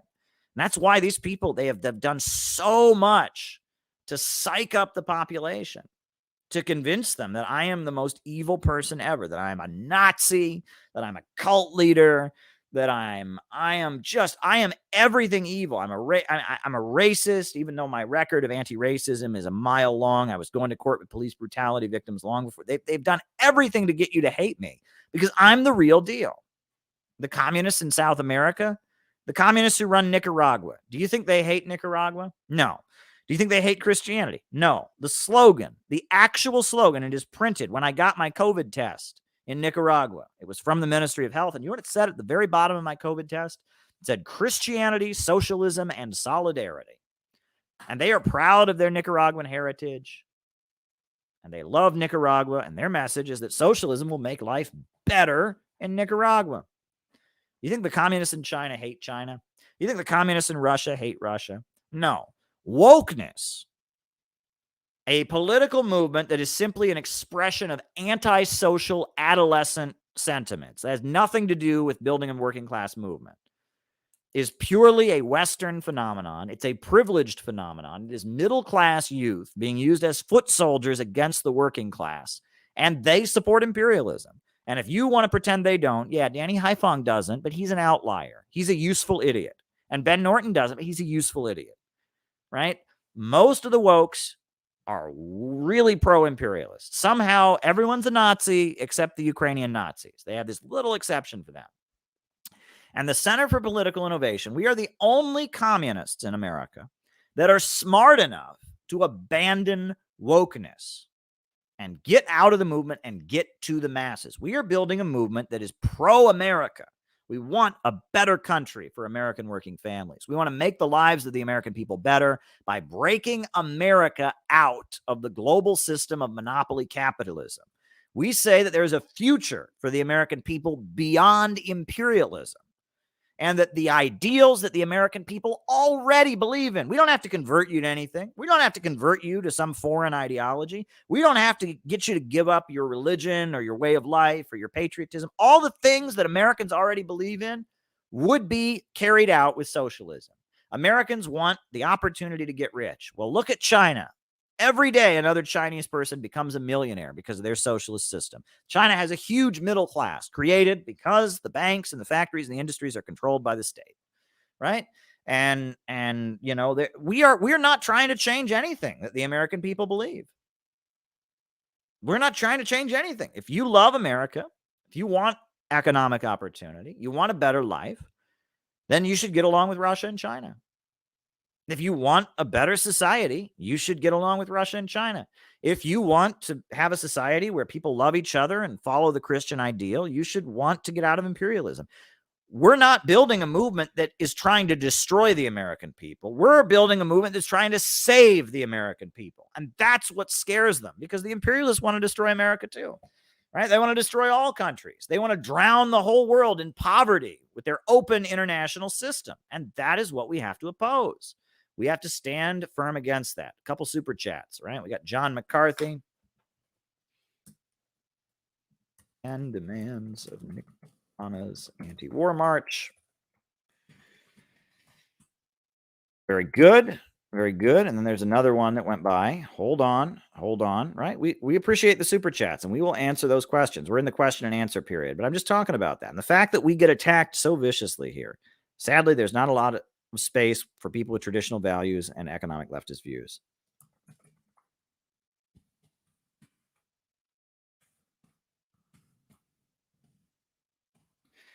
So there you go. And that's what we're doing. So, but there you go. So, all right. So now I'm going to start answering super chats. All right. The degeneration of the U.S. left from the 1980s to the early 2000s. That's a big topic, right? I obsess with leftist history. We could talk about it. But really, the 1980s was a turning point, because a couple things. Throughout the 1970s, there was a movement in the United States called the New Communist Movement in the 1970s. And it was out of the movement to the masses. And it was people that became communists as a result of the upsurge of anti-racist activism in the 60s and the upsurge of the protests against the Vietnam War. But they realized that the hippie movement wasn't going to do it. And they realized that the black community couldn't do it on its own. And so they built something called the New Communist Movement, the NCM, the New Communist Movement. And they saw that the Communist Party USA was lame and wasn't going to do it. And they wanted to build a new communist party that was aligned with China that would do it. And there were a number of different communist groups that were part of it. The Revolutionary Communist Party, the October League, the Communist Workers' Party, and the Communist Labor Party were the biggest ones. There was also the Democratic Workers' Party. There was the Communist Party USA, Marxist-Leninist, led by Michael Lasky. There were a number of different groups that were part of it. And that was a real communist movement. Out of the movement to the masses, and they got jobs in factories, and they were trying to build a real communist party modeled on the Communist Party from its better days. And these people gave a lot of time and energy, but over the course of the 1970s, things started to get worse. One of the biggest things is that China's foreign policy got out of whack. Mao met with Richard Nixon at a time these people were protesting Nixon. And then China started aligning with the United States, supporting Pinochet, opposing the MPLA in Angola, and supporting the Shah of Iran and stuff like that. So China's foreign policy got all out of whack. That was the first thing. Second thing was the USA still had a really, really strong economy. And average Americans, average white working class Americans just didn't want to hear it. They thought that communism was a crazy ideology and they loved America or whatever. So 78, you had a big downturn in the economy. Jimmy Carter was president. And that's when a lot of the communist groups thought now is the moment. And they saw the Nicaraguan revolution, and they saw the Iranian revolution, and they saw there was an economic downturn, and they thought now we can organize the workers. But unfortunately, the U.S. working class went into a reactionary right-wing mode. They went into a right-wing mode because living standards had been rising since World War II. This was the first major downturn. And because of that, their instinct was to go right-wing. You had the rise of Reagan. And so starting in the early 80s, the new communist movement collapsed. And I talk about the Great Retreat, right? And that's when all the communist groups started doing something other than organizing the masses. They all started doing something else. They got jobs in academia and retreated to the campuses. They started, the RCP, the Revolutionary Communist Party, said that only the lumpen proletariat, only impoverished African Americans could be revolutionaries. Most impoverished African Americans are not lumpen. Lumpen applies to criminal elements. There's a lot of white criminal elements. I don't know why they think that, but whatever. Their definition of lumpen meant black people, which is racist, but whatever. They decided that only the lumpen proletariat could make the revolution. You had a lot of groups that just went into the Democratic Party. Okay.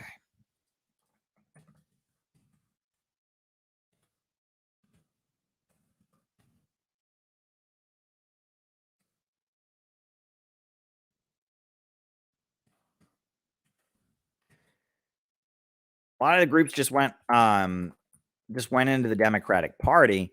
And as a result of that, the communist movement weakened.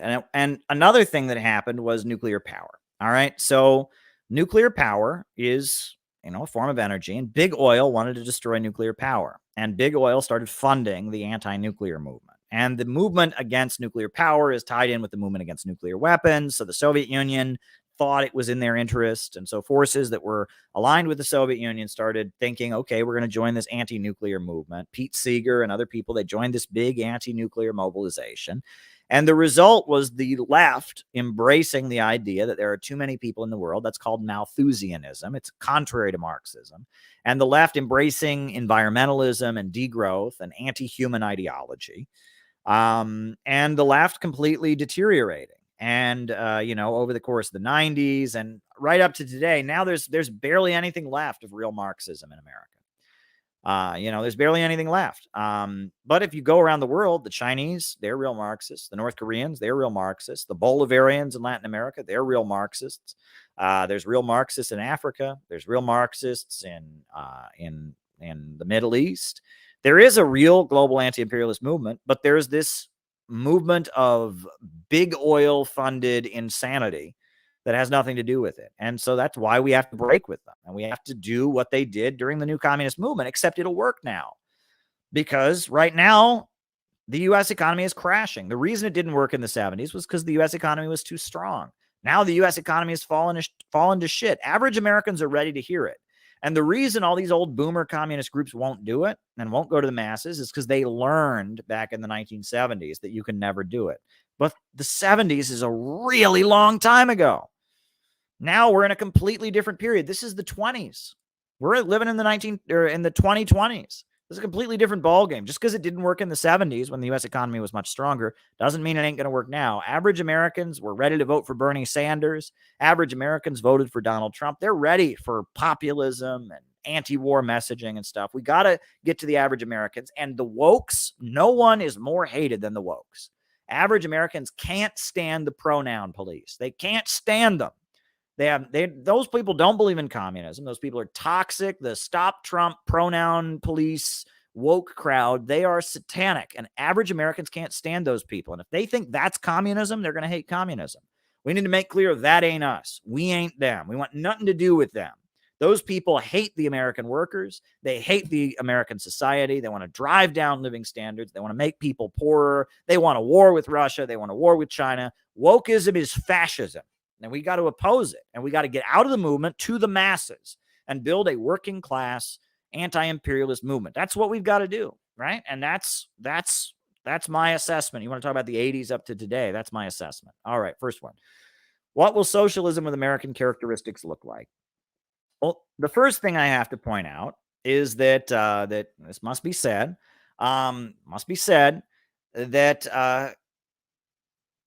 must be pointed out. I'm sorry. It must be pointed out that socialism with American characteristics won't be created by me. It'll be created by a mass movement of Americans in their millions. And it'll be something that emerges through the process of mass struggles involving millions of Americans. So if I sit here and say, well, it'll have this, and if you go to the restaurant, you'll have this many French fries, and they'll be exactly, and we'll do this, and the streets will look like this. If I do that, right?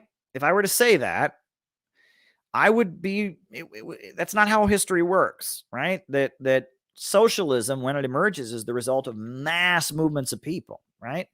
But that said, I think, we put forward our 4-point program of what we advocate, 4 demands that change the class nature of society. The first is a mass mobilization to rebuild the infrastructure of America. The second is public ownership of oil. The third is public control of banking. And the fourth is an economic bill of rights. And if we'd passed those things, that would greatly change the nature of U.S. society. I think that American socialism with American characteristics would probably have a big role for the free market. I think there would be a lot of private companies, worker cooperatives, tech startups, hotels, restaurants. There would be a big private sector. But the banks would be publicly owned, the oil and the natural resources, the power, the electrical grid, all the essential centers of the economy, insurance, all the essential parts of the economy would be publicly owned. But there would be a lot of private initiative and private businesses. And in fact, the state, the government would subsidize. If you wanted to start a worker cooperative business, the government would probably give you a loan to do it. The state would be constantly helping the private sector to get stronger as part of the overall economy. The other thing I think about the socialism with American characteristics, we would have to have a secular government because the American people are very religiously diverse. Tulsi Gabbard is a Hindu. She's from a Hare Krishna Hindu grouping, right? That's her religion, right? I am a Protestant Christian. There's a lot of Catholics in the United States. There's a lot of Orthodox Christians. There's a lot of Muslims in America. There's a lot of Jews, right? There's a lot of atheists in America. We would have to have a secular government. We'd have to hold on to this understanding that in America, we don't have a religious government, right? We can't have a religious government in America. I mean, there's a lot of things that come to mind. So there you go. Those are my thoughts on what socialism with American characteristics might look like. How does the heavily criticized Operation Paperclip differentiate from the Soviet Operation something or other? I've never heard of that Soviet operation, so I can't answer your question, sir. I just don't know. I've never heard of that, so I just don't know the details. So sorry. There you go. The USA using Australia as a pawn against China. Of course, right? Australia's right there in the Pacific. The USA loves to load Australia up with weapons and US troops and all of this to threaten China. And that Australia's economy, until the pandemic, I was always seeing Australians across America. Always, right? Or not across America, in New York City. If I was walking around Broadway, I was walking around Times Square, I was always seeing all these Australians. Why? Because their currency was exploding in value. And you know why that was? China. Australia's economy has really benefited from the expansion and the boom of China. And I mean, Australians have seen real economic benefit in their lives from China getting stronger. So, I mean, they're there in the Pacific. They trade with China. It's in their interest to have a strong economy there. So, yeah, the United States loves to pump its military, the Asian pivot of Obama. Not good for Australia. Good for Wall Street. David Fox asked me to talk about Solidarity Forever, the labor anthem. And that's also to the tune of Hey Brother, Will You Meet Us? Or John Brown's Body or the Battle Hymn of the Republic. It's a labor anthem, right? It's a labor union song. When the union's inspiration through the workers' blood shall run, there shall be no power greater anywhere beneath the sun. Yet what force on earth is weaker at the feeble strength of one? But the union makes us strong, right? So that's another song. It's a very popular, and I often quote the last verse of that song. Last verse of that song specifically refers to the problem of overproduction. The last verse of the song is, "It is we who plowed the prairies, built the cities where they trade, dug the mines and built the workshops, endless miles of railroad laid. Yet we stand outcast and starving amid the wonders we have made." And what that refers to is the fact that the workers produce so much wealth. And they produce every city in the New York States, in the New York skyline. Every building in the New York City skyline was built by workers. The workers produce so much wealth, but yet they're the ones that become poor because all this wealth is created. Poverty creates wealth under capitalism. That's what it's alluding to, is that under capitalism, wealth creates poverty. Any thoughts on Sorel, syndicalism, and the need for the general strike?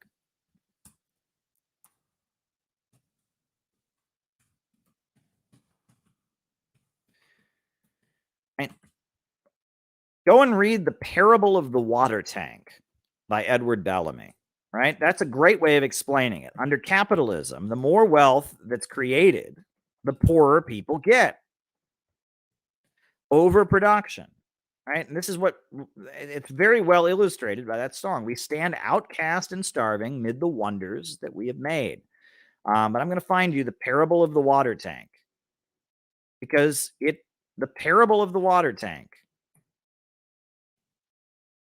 And I think it's on Wikipedia, right? Oh, yeah. Yeah, it's open source. It's not copyrighted. Edward Bellamy, the socialist, he wrote this beautiful allegory called The Parable of the Water Tank. And I talk about the coal miner's riddle. All right, there's a little boy, and he says to his father, "Why is it so cold?" The father says, "Because we can't afford any coal to heat the stove." The boy says, "Why can't we afford any coal?" The father says, "Because I lost my job at the coal mine."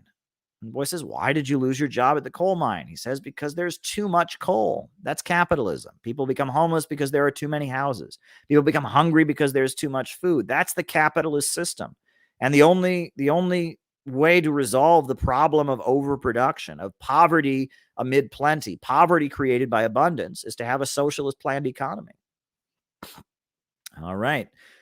Would you say that Ronald Reagan and his economic policies did harm to this country and are responsible for the situation in America? In a lot of ways, yes. Ronald Reagan, he was anti-union, and he broke the Patco strike. He was the first president to invoke the Taft-Hartley law to break a strike. He introduced policies that weakened the welfare state. However, in a lot of ways, Reagan was just continuing the policies of Carter. All right, Carter is the president. It was under Carter's leadership that all this, the lending of money was deregulated. All the state usury laws were gotten rid of. It was under Carter's leadership that they went after the smokestack Democrats, the populist labor-connected Democrats with abscam. It was under Carter's leadership that they introduced, the idea that there are too many people in the world and pushed degrowth. Reagan represented kind of an upsurge among the military-industrial complex, but he continued a lot of these degrowth policies. And then Bill Clinton is ultimately the one who got rid of the welfare state. Welfare, as we know it, was gotten rid of by Bill Clinton. Obama was the first president to cut food stamps. So, degrowth is the ideology of the ruling class. They carry it out differently. But they all believe in degrowth. They all believe that somehow we can cut our way into economic growth. And that's a lie. Austerity is based on the myth that you can cut your way into economic growth. You can't. You cannot cut your way into economic growth. So there you go. There you go. Next question. The notion that Ukraine is just defending itself, and please debunk it. Well, the reason that is not true is because you'll remember that Ukraine has spent 8 years bombing the people of the eastern regions. They signed the Minsk agreement to allow the people of the eastern regions to be part of their country. And then they didn't fulfill the Minsk agreements, and they kept bombing them. And they have actually, and I'll pull it up on here since it's so important. I'll pull it up. Whenever people give me this bullshit about Ukraine is just defending itself, I always pull up this image. Because I just wish people could see this. This is a monument that they have built to all the children who have been killed since 2014. Since the USA overthrew the Ukrainian government, they have been bombing the eastern regions. The Russian-speaking peoples of Donetsk and Lugansk and the other regions have been facing 8 years of drone strikes and bombardment and a food blockade. And they have built a monument to all the children that have been killed. So if the Ukrainians are just defending themselves, why have they been killing their own people for 8 years? And if they want to let these people be part of Russian society, why didn't they let them be part of it? Right? Russia told them, we don't want you to join with Russia. We want you to be part of Ukraine. And Ukraine signed a treaty called the Minsk Agreement that said it would let them be part of Ukraine. But it never carried it out. And instead, it just kept killing them and killing them and killing them. And for 8 years, Russia stood by and waited. The Alley of Angels, it's called. And for 8 years, Russia waited for Ukraine to fulfill its promises and stop murdering its own people simply because they speak Russian, simply because they vote for the Communist Party, simply because they're proud of their heritage fighting in World War II. And for 8 years, the people of the eastern regions of Ukraine have been bombarded. And finally, after 8 years of bombarding of the people of the eastern regions, finally, after 8 years of bombardment, Russia moved in to rescue these people. And when they did, they celebrated and they shot off fireworks and they voted in referendums to join with Russia. No, Ukraine is not defending itself. Russia is defending the people of the eastern regions from a government that has been at war with them for 8 years straight. So there you go. There you go. There you go. That is my answer. Book recommendations on the Sino-Japanese War. I would recommend the best book that I've ever read on that would be Red Star Over China by Edgar Snow. Red Star Over China. Go and read Red Star Over China by Edgar Snow. That is a great book. It is a first-hand account by an American from Missouri describing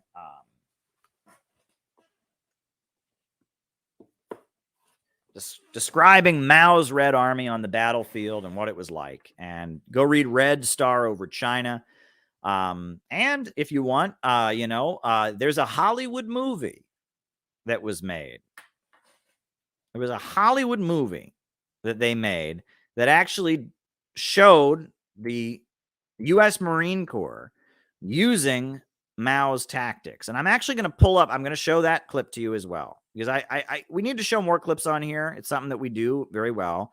And I think that this is a great clip, and that, during World War II, there was a lot of admiration for Mao among Americans. People were blown away by his fighting style, how effective the Red Army was in fighting the Japanese invaders and all of that. And there was actually this Hollywood movie called Gung Ho, and it showed American troops, American soldiers, using Mao's fighting style. So I'm actually going to download, I'm going to show you this Hollywood movie where they glorified Mao's military methods. So it's downloading right now, but it's a small clip. But I'm going to show it to you. Hollywood movie that came out during World War II that talked about the 8th Route Army and their tactics in fighting the Japanese invaders. That's how intense it was. All the U.S. Marine Corps guys, they were studying Mao's fighting style, studying the methods of the Red Army. So much so they even made this Hollywood movie about a group of Marines using Mao's tactics. It's downloading, but yeah. So Gung Ho is this Hollywood movie. I'm going to show the clip from it when it downloads. Go and read Red Star Over China by Edgar Snow. Go read People on Our Side by Edgar Snow. It's also a very good book that he wrote during that time about the various communist groups that were fighting against the fascists. Go and read People on Our Side. There's a number of books that have been written about the anti-Japanese war. Agnes Smedley was a great writer, an American feminist and a Marxist, and a Freudian psychoanalyst. She wrote a book called Daughter of Earth. It was like a feminist bestseller in the 1920s. And she eventually moved to China and embedded herself with the Red Army. Read about Agnes Smedley. She wrote China's Red Army Marches. She wrote a biography of Chu Te, the leader of the Chinese Revolution. Agnes Smedley was a great American journalist and writer who embedded herself with the Red Army during the People's War of the early 1930s. That's a very good, she's a very good writer as well, Agnes Smedley. Anna Louise Strong did some writing. She interviewed Mao. She wrote a book called China's Millions. I think I have a copy of China's Millions by Anna Louise Strong. Yeah.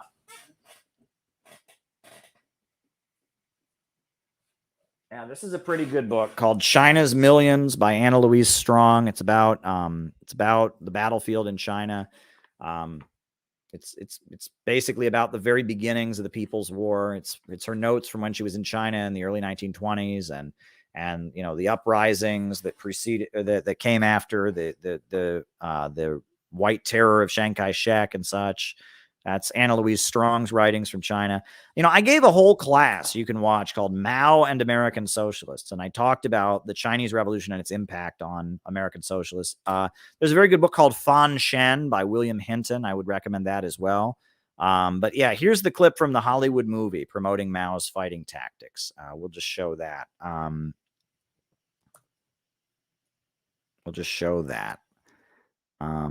Here we go.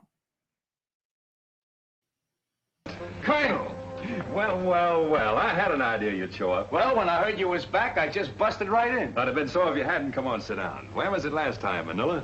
Oh, Colonel, you forgot. China, the Yancy Patrol. Right. Well, you know, Transport, I wasn't on the river long. Yeah, I know. And me and the rest of the old gang could hardly believe it when we heard you quit the Marines. Well, I felt bad about that, but I had to do it that way. I can talk about it now. You know where I went? We heard you were sick and went back to the States, but that didn't seem like you. Must have been a couple of Army guys. Where did you go, Colonel? I joined the Chinese Army. Are you kidding, sir? And not even the Chinese Marines. What for? Well, I could see this war with Japan coming. You didn't have to look far for that. I realized that our first line of defense would be China. So I decided to find out just what her war potential was, just how long she could hold out. I joined the Chinese 8th Route Army. Remember that march they made during the Civil War, 6,000 miles clear across the country? Was they Chinese in the Civil War?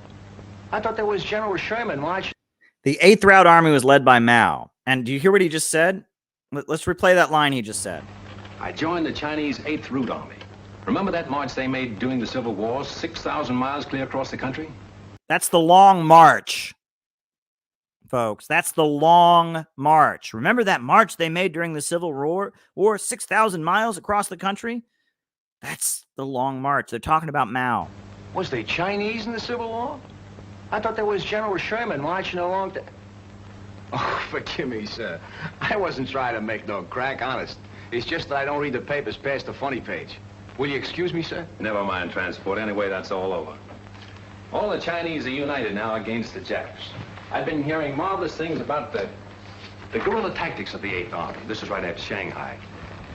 I made up my mind to find out about them. I couldn't go in uniform, so I went without. Plenty of fighting, huh, sir? Transport, you never saw anything like it. Just look at those half-armed, ill-fed peasants. They outmarched, outfought, outmaneuvered the Japs at every turn because they believed in what they were fighting for. Because every man had only one desire, to do his duty.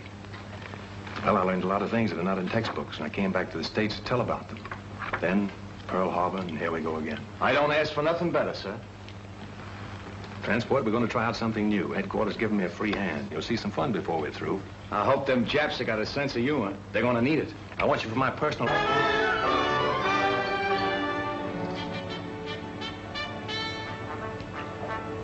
Hey, attention! Sir, the battalion is formed. Take your post. At ease. Sit down, boys, and make yourselves comfortable. The smoking lamp is lit.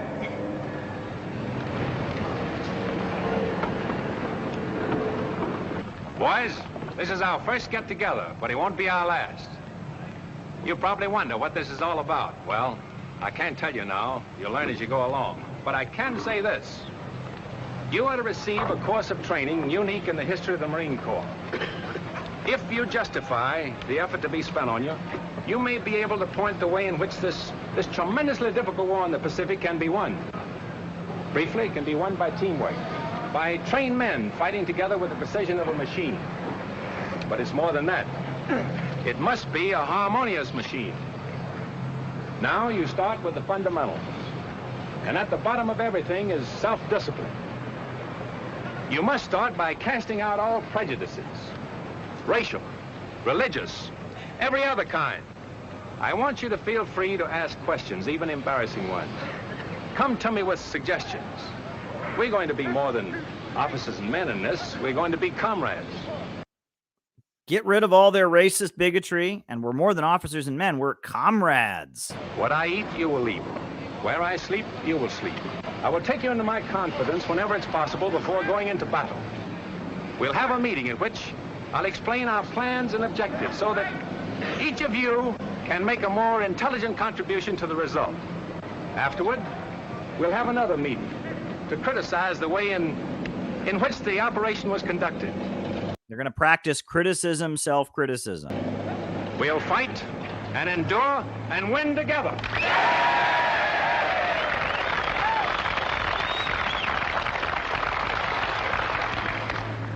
Ahead of you lies a hard road. You'll often have bad food and very little of that. Many times your bed will be a muddy ditch. You'll march until you think you're exhausted and then be called on to start out again. To carry you through the rough spots before you, teamwork is needed. You'll have to help each other. The Chinese have a word for it. It is gung-ho. Gung to work, ho harmony. I propose it as our motto. Gung-ho. Come on, now give it to me. Pearl Harbor is history now by 2 months. From 15,000 volunteers, the colonel has accepted about... Yeah, that's a whole Hollywood movie about how the U.S. military was studying Mao's fighting style, teaching people to be comrades, to practice criticism, self-criticism. I mean, it's amazing, you know, how much even back then, even before Mao had ever taken power, the U.S. military and Hollywood were recognizing that Mao was a genius. So there you go. There you go. All right. Now, in Chicago, we have a suggestion coming from John McCarthy in Chicago that we go over the 10 points of the upcoming anti-war rally called by Nick Brana, Rage Against the War Machine. I did not know they had published 10 points, so I am going to take a look. We're going to go to the website. We're going to read their 10 points. Where do you find these 10 points? Oh, here we go. All right. Oh, here. How do we get them back on the screen? How do we get them to stay on the screen? Okay. Okay. The 10 points are: not one more penny for war in Ukraine. Agreed. Negotiate peace. Agreed. Stop the war inflation. Agreed. Disband NATO. Agreed. Global nuclear de-escalation. Agreed. Slash the Pentagon budget. Abolish the CIA and the deep state. Right? Abolish war and empire. Restore civil liberties and free Julian Assange. Those are a great list of demands. That's a great list of planks of unity for a war rally. I agree with all of them. So there you go. Someone said, is there not a space for people with traditional values and economic leftist views? I mean, look, if someone's against gay marriage, look, I tweeted this out. And of all the things I've said many controversial things in my life, folks. I am not one who shies away from controversy. But I tweeted out, I'm in favor of gay marriage. I'm in favor of abortion. But if you oppose these things, you're still my comrade.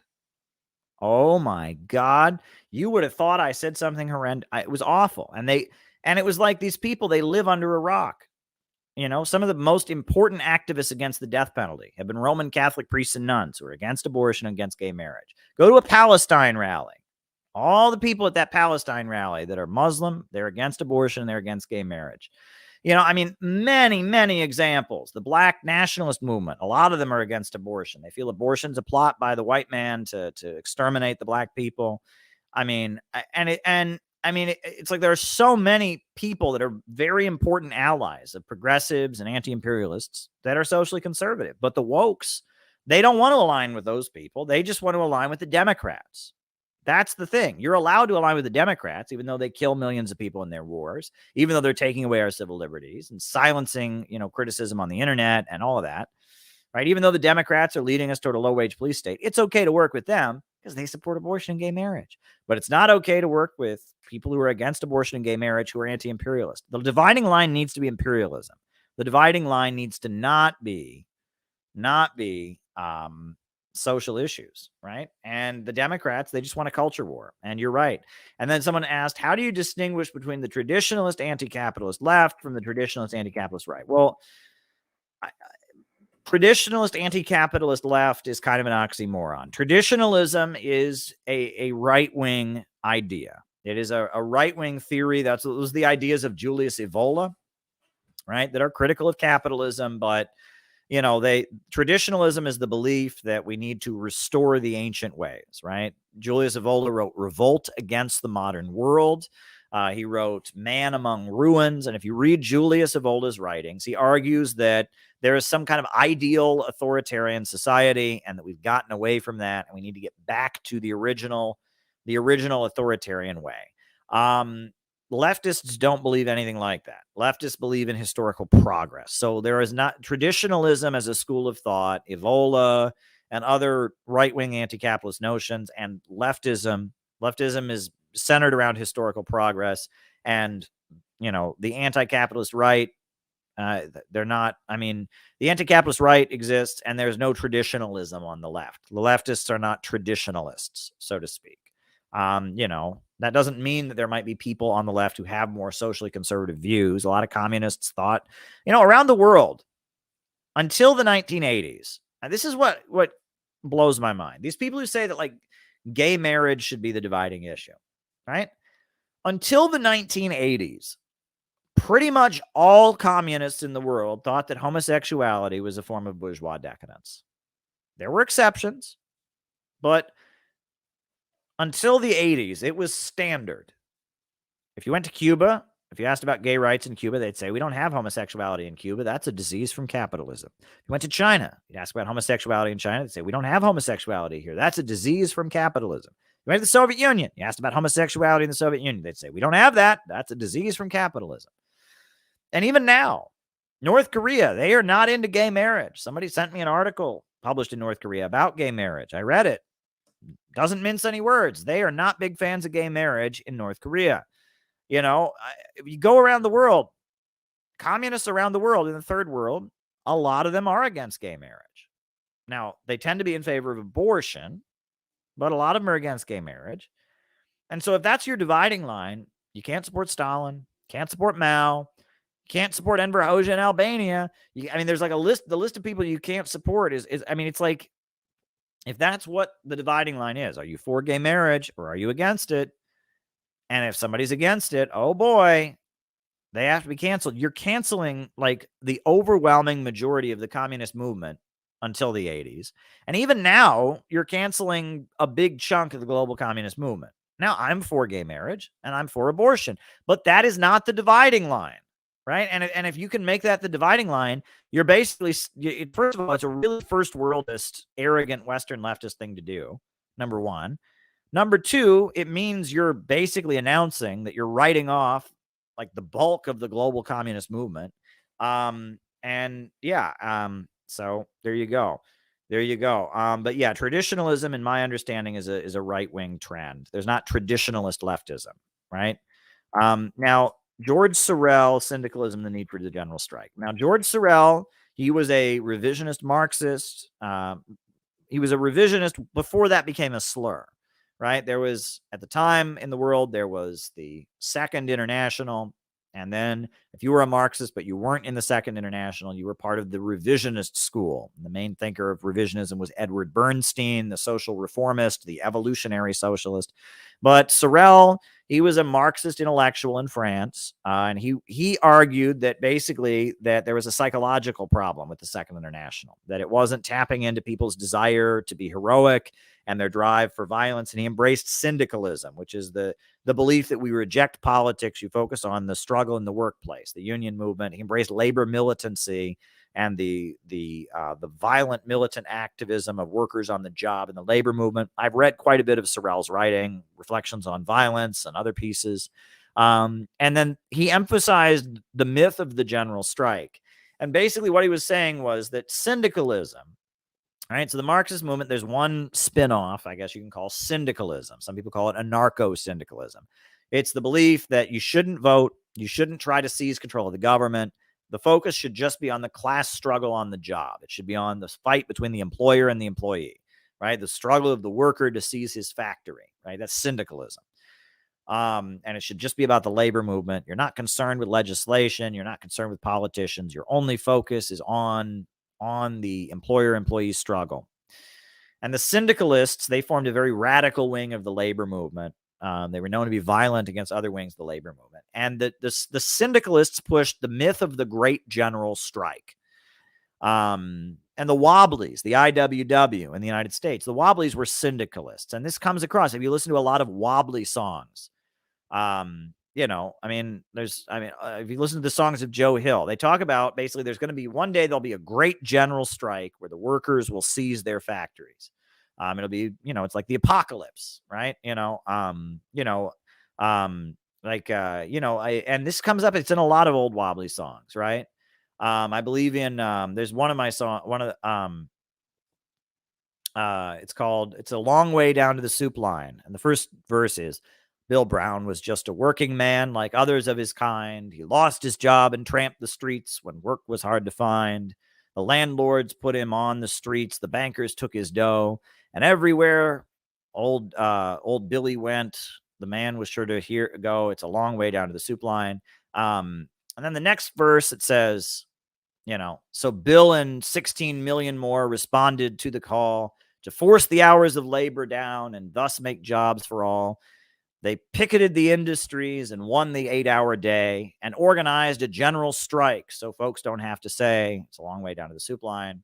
And then the last verse is, the last verse of the song, I believe, is the workers own the factories now where jobs were once destroyed by big machines that fill the world with hungry unemployed. Again, talking about overproduction, something that no one talks about anymore. We all own homes. We're living well. We're happy, free, and strong. But billionaires wear overalls and sing this little song. And the idea that the Wobblies and the syndicalists put out is that one day there'd be a great general strike. In George Sorel's writing, he emphasizes the idea. He says the idea that one day there'll just be one giant strike. Probably not going to happen. But it's a myth. It's a powerful myth that will inspire workers to be revolutionary on the job. And he says, just look at Christianity. This myth of Christianity inspired Western civilization. The ancient Greeks had their myths. And that the beauty of syndicalism is that it uses violence, which, is masculine and empowering.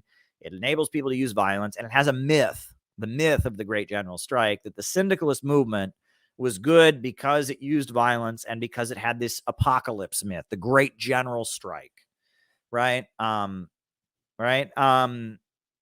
was what Sorel argued, right? That he argued for an interpretation of Marxism that was rather apocalyptic and focused on violence. And anarchism or syndicalism was a more violent and apocalyptic wing of the Marxist movement.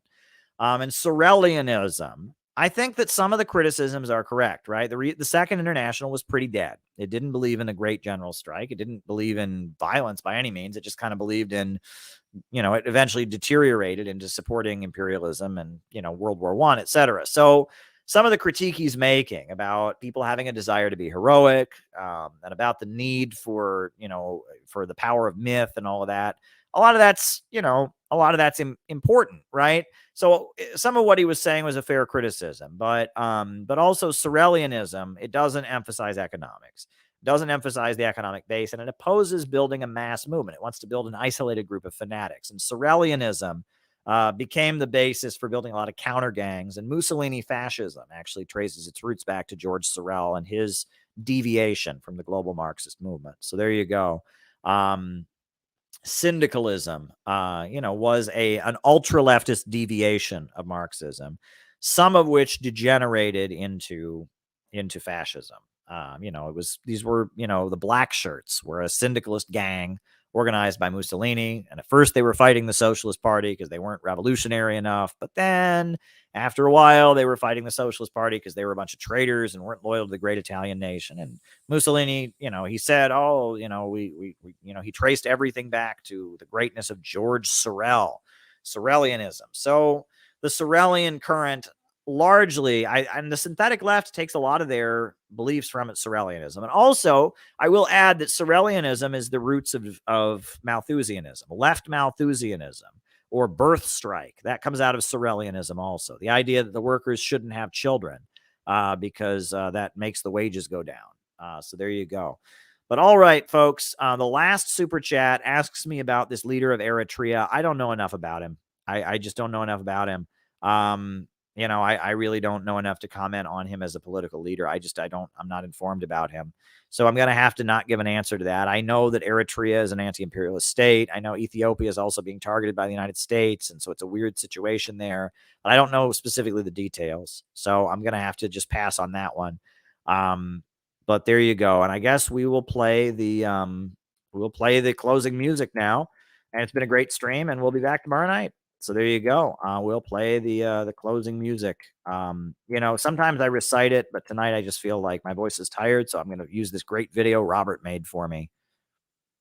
New upsurge. in the struggle against U.S. imperialism is now emerging throughout the world. Ever since World War II, U.S. imperialism and its followers have been continuously launching wars of aggression. But the people of various countries have been continuously waging revolutionary wars to defeat their aggression. And while the danger of a new world war still exists, and the people of all countries must get prepared, revolution is the main trend in the world today.